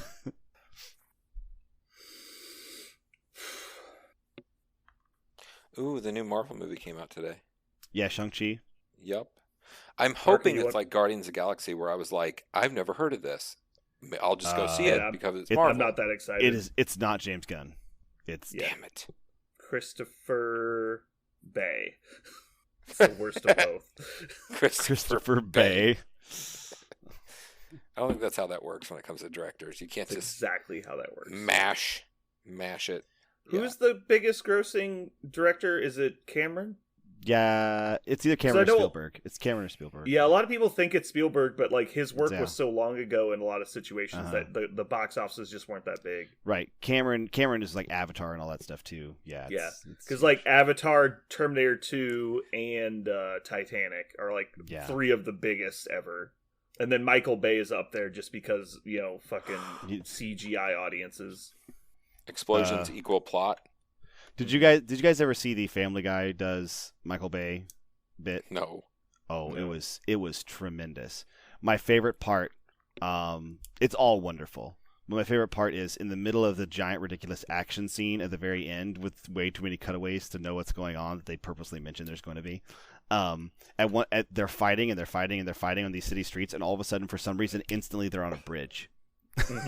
which is what happens in one of the Transformers movies. They're fighting for some reason. Bridge, and you're like, whoa! Why are we all on a bridge? Why did we move to a bridge? What is the bridge for? and that's just where the fight ends, and there's no reason why. It just happens. It's cooler that way. I remember someone was talking to me.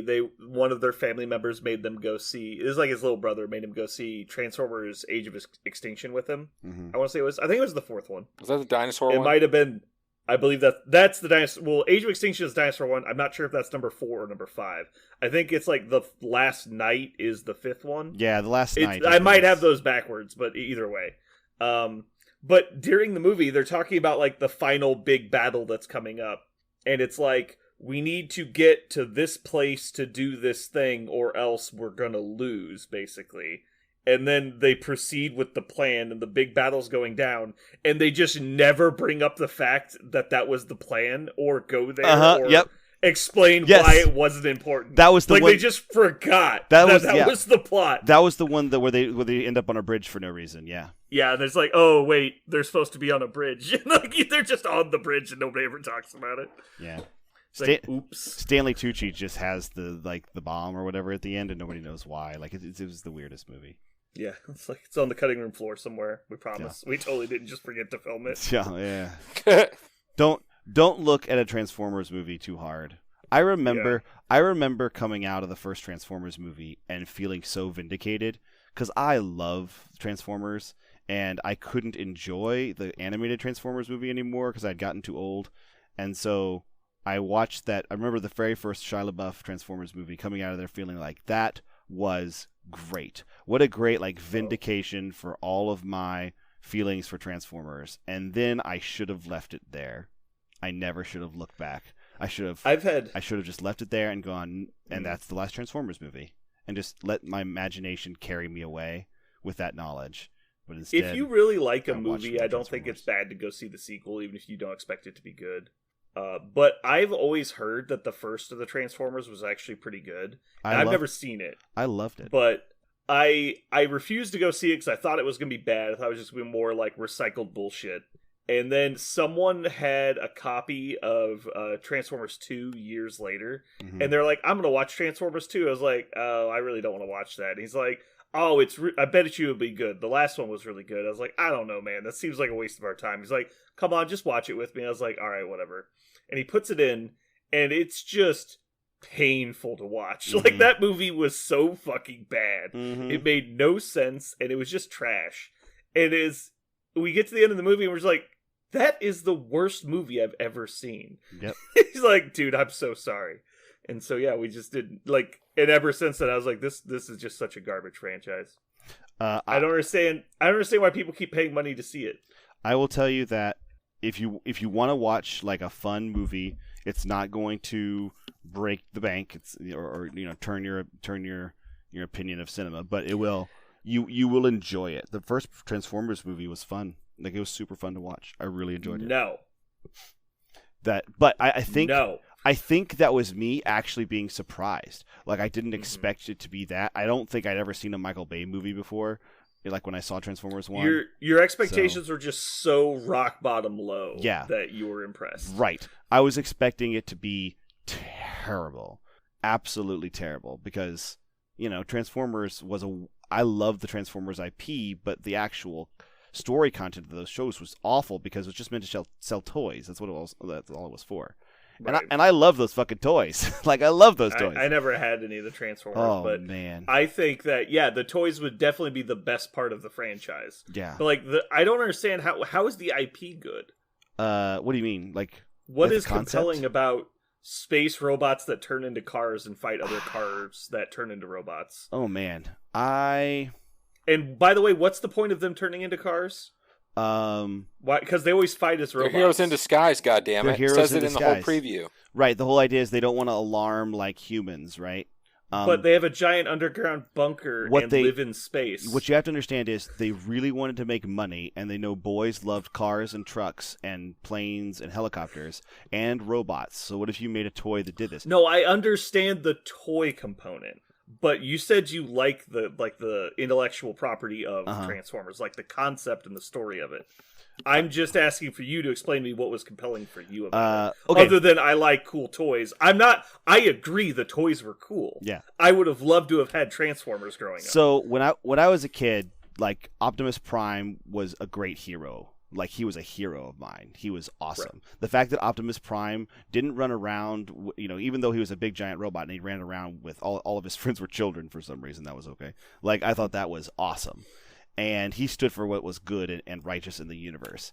Then, when I actually was a little bit too young for the original Transformers release. I only got to see some of the episodes of the original show, and I watched that movie, the original Transformers movie, just relentlessly. What I grew up with when I was a kid was a show called Beast Wars, which was another Transformers IP. Now, that show was terrible. I think if I watched it today, I would cringe with it, but there were some things about it that were interesting. There was actually a reason for them to be beasts, and there was and they actually tied it into like a historical perspective. By the end of the show, you find out. Spoiler alert, folks who are trying to get into Beast Wars, a show that's now like 20 years old. Don't blow it. All those Don't recent say it, Parker. covers Don't say of the Beast Wars franchise. Yeah, all those new covers. But you find out at the end of the show that at the whole time they were on Earth, and the reason why later the Transformers would come back and want Earth because of its Energon content is in its prehistory. At the end of the last ice age, Earth experienced a huge amount of Energon upheaval, and that's one of the reasons why the last ice age even occurred. And the Beast Wars are fought over all that exposed Energon, and the Energon content was so radioactive on the planet to just Cybertronians, the Energon was so intense that they had to literally cover their body in biological organisms that were native to planet Earth in order to survive, or eventually their systems would become overloaded, they'd shut down. So that was not bad sci-fi. Like, that was interesting. That was a cool take. There wasn't anything wrong with that. Now, the writing was, just as bad as the original Transformers. There was Hold on a second. But I need to type our. I'm trying to figure out how to word this. Name of episode: Parker defends Beast Wars. I didn't think Beast Wars was that. Question mark! Exclamation point. I'm certain I didn't think there was Beast an Wars. episode of Bill Nye Science Guy describing exactly what Parker just said. I about think where Beast Wars came from. Am I crazy?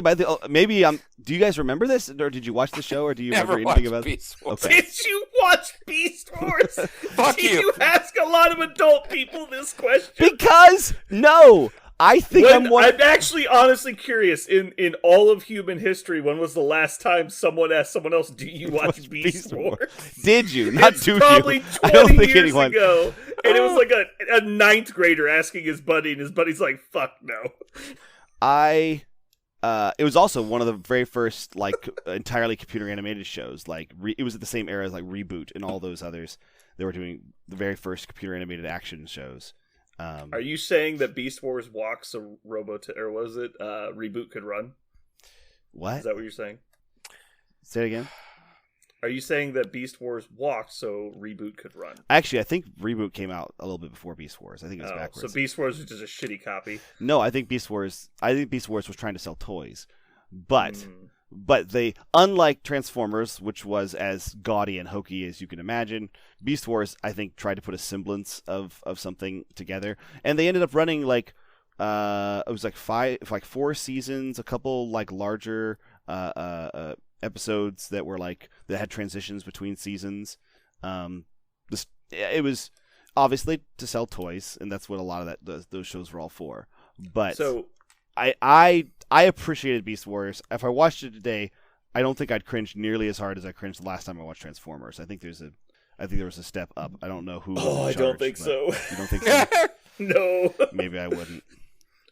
So I'm just gonna say, because you used a Family Guy reference earlier. Mm-hmm. You remember the Family Guy movie when Stewie and Brian are lost in the desert, Mm-hmm. and they see the Pepsi Cola machine in the distance, and they run to it. Yeah. They get there, and it was a mirage. And then it pans over, and you see there's still a soda machine there, and they Yeah. go, "Oh, it was just an RC Cola machine," and they just walk by it. Yeah. They don't even get anything out of it, and they're dying. Yeah. And so that's what like opening a Beast Wars Transformer is like when you wanted a real Transformer for Christmas. You're like, oh, it's a Beast Wars, and you just turn it in the box and throw it in the trash. I will actually Like, say this. never mind. I agree with you. Beast War Transformers, like the actual toys, were kind of atrocious. They like, were awful. It was just yeah. a cash grab. Yeah, they were. They're like, let's yeah. just copy Transformers. Yeah. Well, I don't even think they copied. It was just the same company. They're just trying to rebrand it. Yeah, and make but more they money. wanted to reinvent it and get Yeah. a whole new generation. But they didn't get the lightning back in the bottle. Yeah. Because it was fucking stupid. What was the other brand? So you had Transformers. What were the other ones GoBots.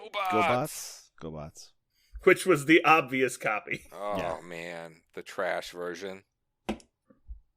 No, while you were doing all that, like I was into Ninja Turtles in the same way. I was like, okay, you'd watch the Ninja Turtles and you learn all that shit. And you're like, awesome. They came out with the original Ninja Turtles movies, and I felt very passionate about the first one. The second one, I was starting to question what was happening.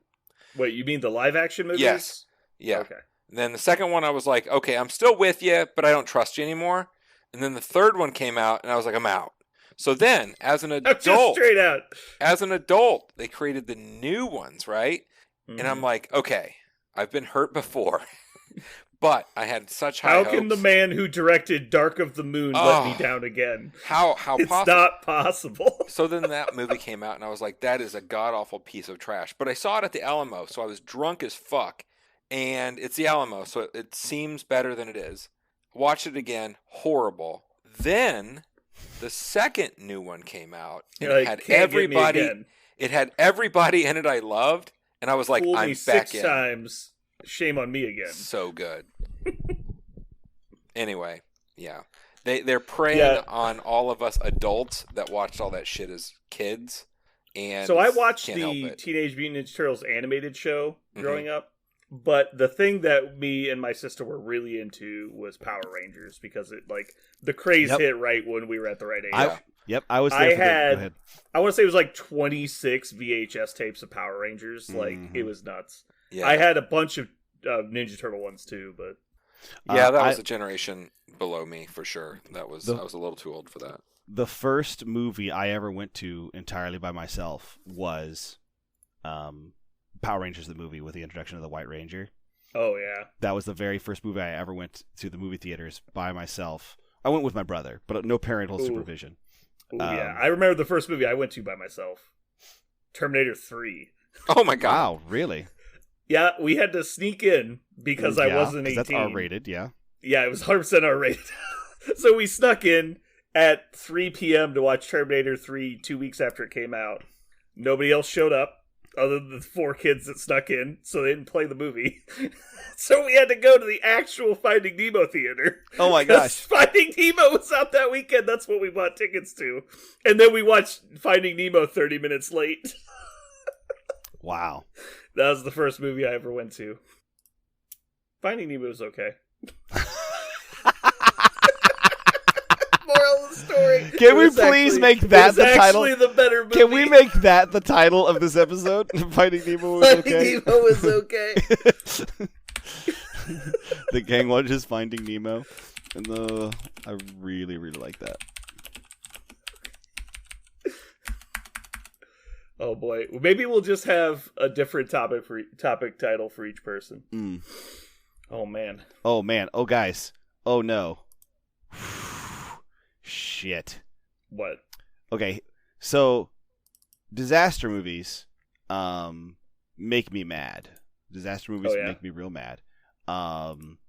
It looks like there's a new movie coming. It's just got teased called Moonfall. Make a guess.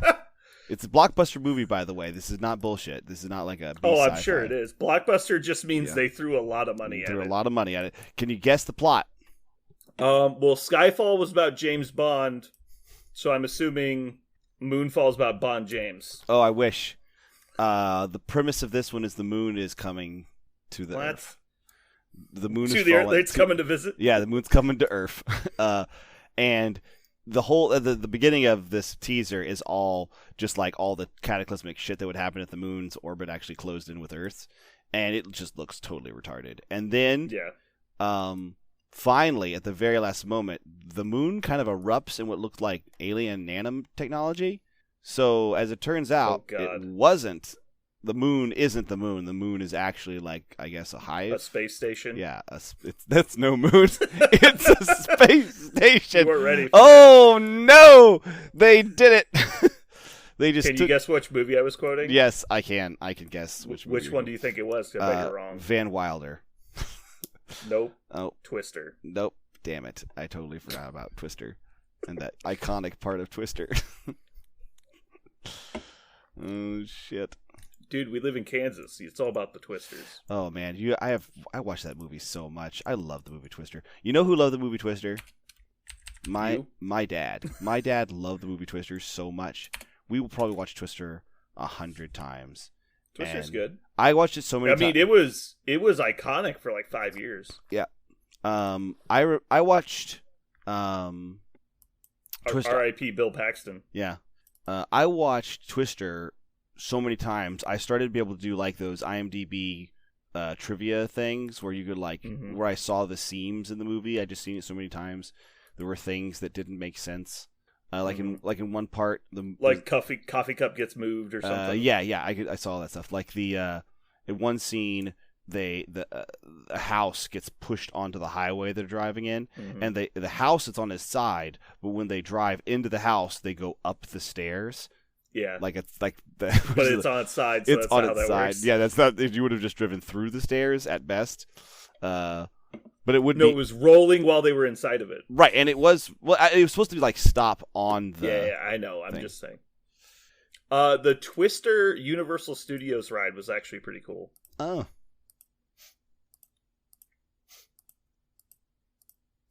Where'd Jeremy go? he done disappeared. He done goofed. Well, I was about to say let's get started, but Jeremy's sleepy time, so So I found this something pretty fun. It was somebody tweets. Only in Britain would a road look like this, and it's a road that's obviously been Oh, patched God. too many. It's a road that's been patched too many times. It's not bad. It's not bad. It just looks like lots of patch no, jobs. it just made me remember something. Oh, so it looks like what? Where'd you post it? Just post the picture. Oh, Throw it in the podcast chat. yeah, I got it. So it just looks like a road that was, patched too many times, and this is what somebody tweets out, right?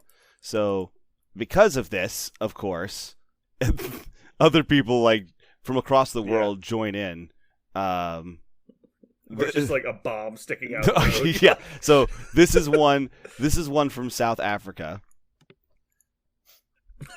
Yeah, that's a good one. Car This just barely sticking up out of a puddle. this is one post earthquake in Russia, but many months post earthquake in Russia. Oh, okay.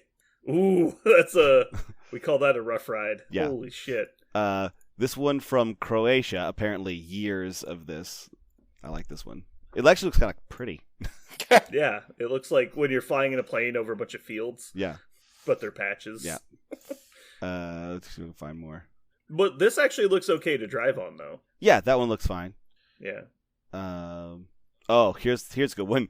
India, right? Not to be topped. Fucking India roads. Look at this bullshit. Oh Holy no! shit. I could never live in a place like that urbanly populated. Yeah. God, I get claustrophobic. And not even like that picture isn't even that bad, but holy shit, like, where's your infrastructure, man? Yeah. Oh, apparently Oh, this boy. is in like Connecticut or something. They went to start doing it, and they like ran out of funds midway through the job, and so they just left the road like this. Oh my god. They milled out all the Yeah. potholes, and they just never filled them in. Yeah. And now there's potholes inside the milled out sections. Yeah. Because there's no fucking pavement there. Mhm. Yeah, that's a good one. Jeremy, you all good? Yeah, something happened and my internet got all choppy and kind of like kicked me off everything. I'm good though. Okay. Audacity But was your recording's still recording. going? Yeah, it's fine. Okay. Look at this shit. Look at these people. This is in Indonesia. So, like, imagine being on a fucking Vespa and this bullshit. Look at this. Like, Jesus, take the wheel. Yeah, it's hard to tell. I mean, the puddles, you can't tell how deep they are, though. That's the problem. Or are you just saying they have no traffic laws? Well, yeah, also that, and yeah, they're just like driving freewheeling and all those holes. Here's one. Oh, apparently in Belgium, the insane difference in temperature, I guess, from the summer to the winter causes huge contractions, and so Yeah. sometimes all of a sudden your car just takes flight. Yeah, it's a nice little ramp there. Yeah, that's why we can't have concrete in Kansas. You have to do pavement, Right. Because the water freezes and Mhm. oh, Jeremy's gone again, and he's back. Man, it's having trouble tonight. I don't know what's going on. It's angry. Do you want to reset your router real quick before we get started? Because if you're going to be dropping in and out, that's going to be rough. Yeah, let me see. I'll reset it. Okay. But yeah, when I was in Belgium for the WTC, Mhm. the roads were in good shape. Everything was actually pretty nice for the most part. But they had this like thing instead of a speed bump they would do, where the roads would just immediately start taking 90-degree turns, like snake turning at 90 Oh. degrees, back to back to back to back to back to to make back you to slow back. down. Or die, I guess, Yeah. because they weren't really well marked. But they were like, it's hard to describe. I took pictures on my phone. I'll try and find them real quick. But holy shit, it was the most ridiculous thing I'd ever seen. Because if you just put in speed bumps, like speed bumps cost like $100 to Right. make. This was like embankments and like barricades and oh my god, it was so crazy.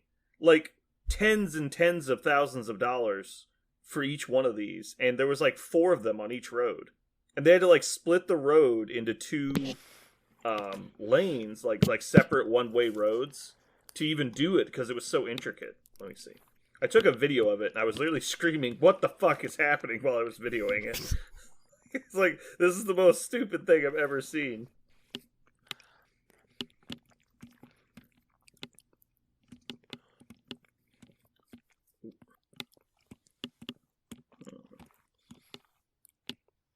I think it should be under video.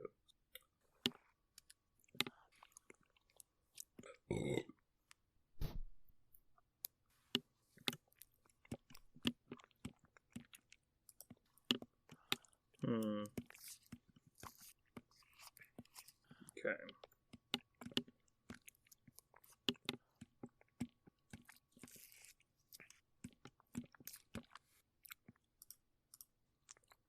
I wonder if I got rid of the picture or if it just can't, it's not displaying for some reason. Or maybe it's just all out of order. Anyway, yeah, it was very odd. Basically, the road would fork and the 2 lanes would split apart like 50 to 100 feet. And then you would come up on this, and there would just be like the orange like sticks that came up out of the ground, right? Mm-hmm. And then behind the orange sticks would just be a 5-foot wall of dirt and concrete. And then, so you would have to immediately turn left. And because you're like, oh, okay, there's a turn. But if you're not accustomed to this practice of them building it this way, you don't know that it's a blind corner because it's got like what's the term? Like embankments built up on both sides. Berms. You're almost driving through like a ditch, basically. And so as soon as you start turning, you see that it immediately turns again. And you're like, oh, I'm going way too fast for this. And at no point did it say dramatically slow down. Because basically it's like you go to take the blind corner and then 10 feet later it turns. And you're like, oh shit, so you kind of like swerve back and then it does it again. And you're just like, at this point, you're slamming on the brakes to try to slow down. And then you're just kind of like whipping through this like zigzag. It was so ridiculous. And if you were just going too fast and didn't realize what was going on, the only thing you could do is slam into this embankment. So it created a much more dangerous situation than just speeding on a straight road. Right. Like, it made no sense. They created speed and we'll kill you. They created a death trap for the sake of public good. Interesting. Right. Yeah, it's very, very weird. All right, Jeremy, you good to go? You just gonna eat your sour cream right out of the container? It's Halo ice cream. It's delicious. Oh, looks like sour cream. Mm-hmm. All right, you guys ready to start? Sounds good.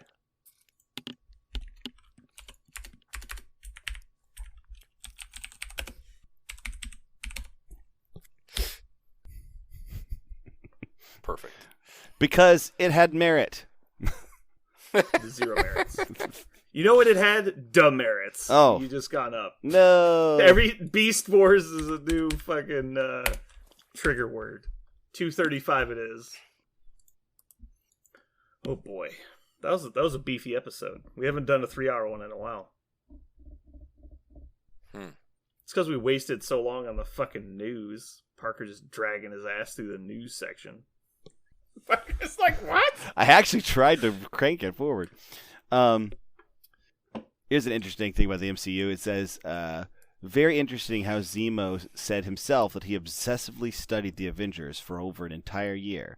And the conclusion he came to was, put Bucky Barnes in danger and Steve Rogers will go ape shit on Iron Man. Oh my god. I thought you were going to point out that chronologically it hadn't been a year since the last battle in New York. Yeah. Like, uh-oh. Ugh. Yeah, I can respect people's opinions that the Marvel movies are kind of like, I don't know, super campy and not actually like high quality, but I think that there's a lot to be said for like the duration of the quality. Like, does that make sense? Like, normally I'm very against people saying that being adequate for a long period is not a success, but I think that is true when it comes to movies. Like, it's very hard for most franchises to make it 3 movies without shitting the bed. And the ones that do are like usually go down in history as like a big deal. Well, look at all the Spider-Man movies and how people kept freaking the fuck out about stuff that's in comic books. You have to do this. You can't mess with this. Well, they just made 24 fucking movies in a row where people didn't just blow their heads off and just burn the whole company. And there was complainers. Like, there's always going to be complainers, but within reason. Like, Iron Man 3 was probably the worst. I'm pretty sure Incredible Hulk was like the other one that was up there. The first, but Thor Incredible was Hulk bad. was like pre-Marvel Studios. It was still like a Marvel production from Sony or whatever, Fox or whatever it was. I'm pretty sure that Thor was like the first MCU. What was the first MCU movie? Now I'm curious. Iron Man 1. No, it was sorry, I said the wrong thing. I meant Marvel Studios. Oh.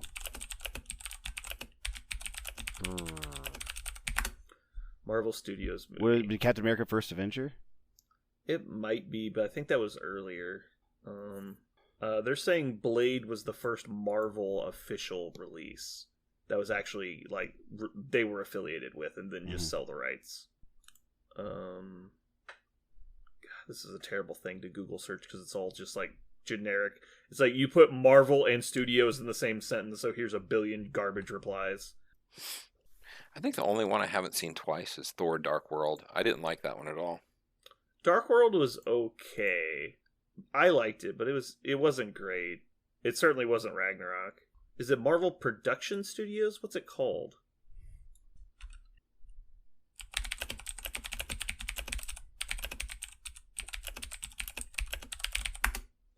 What was the first movie Marvel made in-house? It just keeps defaulting back to what order should you watch Marvel movies in. I'm like, God damn it.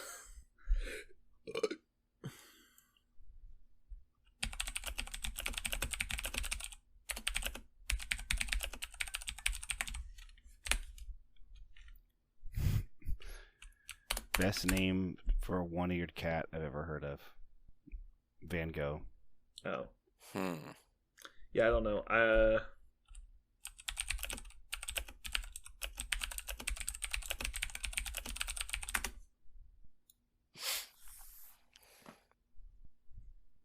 Damn it, I really want to know the answer to this, but I'm pretty sure it's like around the Thor time frame.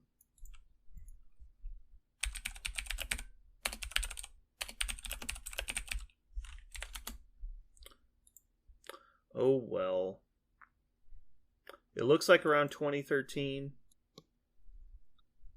Ooh, gross.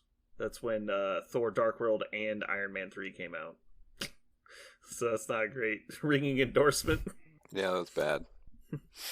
To start off to a bad start. Anyway, I don't know if that's actually the date. Okay, here we go. 2005 Marvel Entertainment. That's probably what I'm looking for. Nope, that's just the name of Marvel.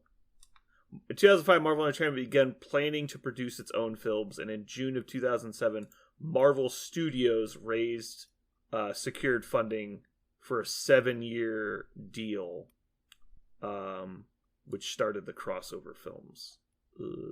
This says it goes all the way back to 93, though.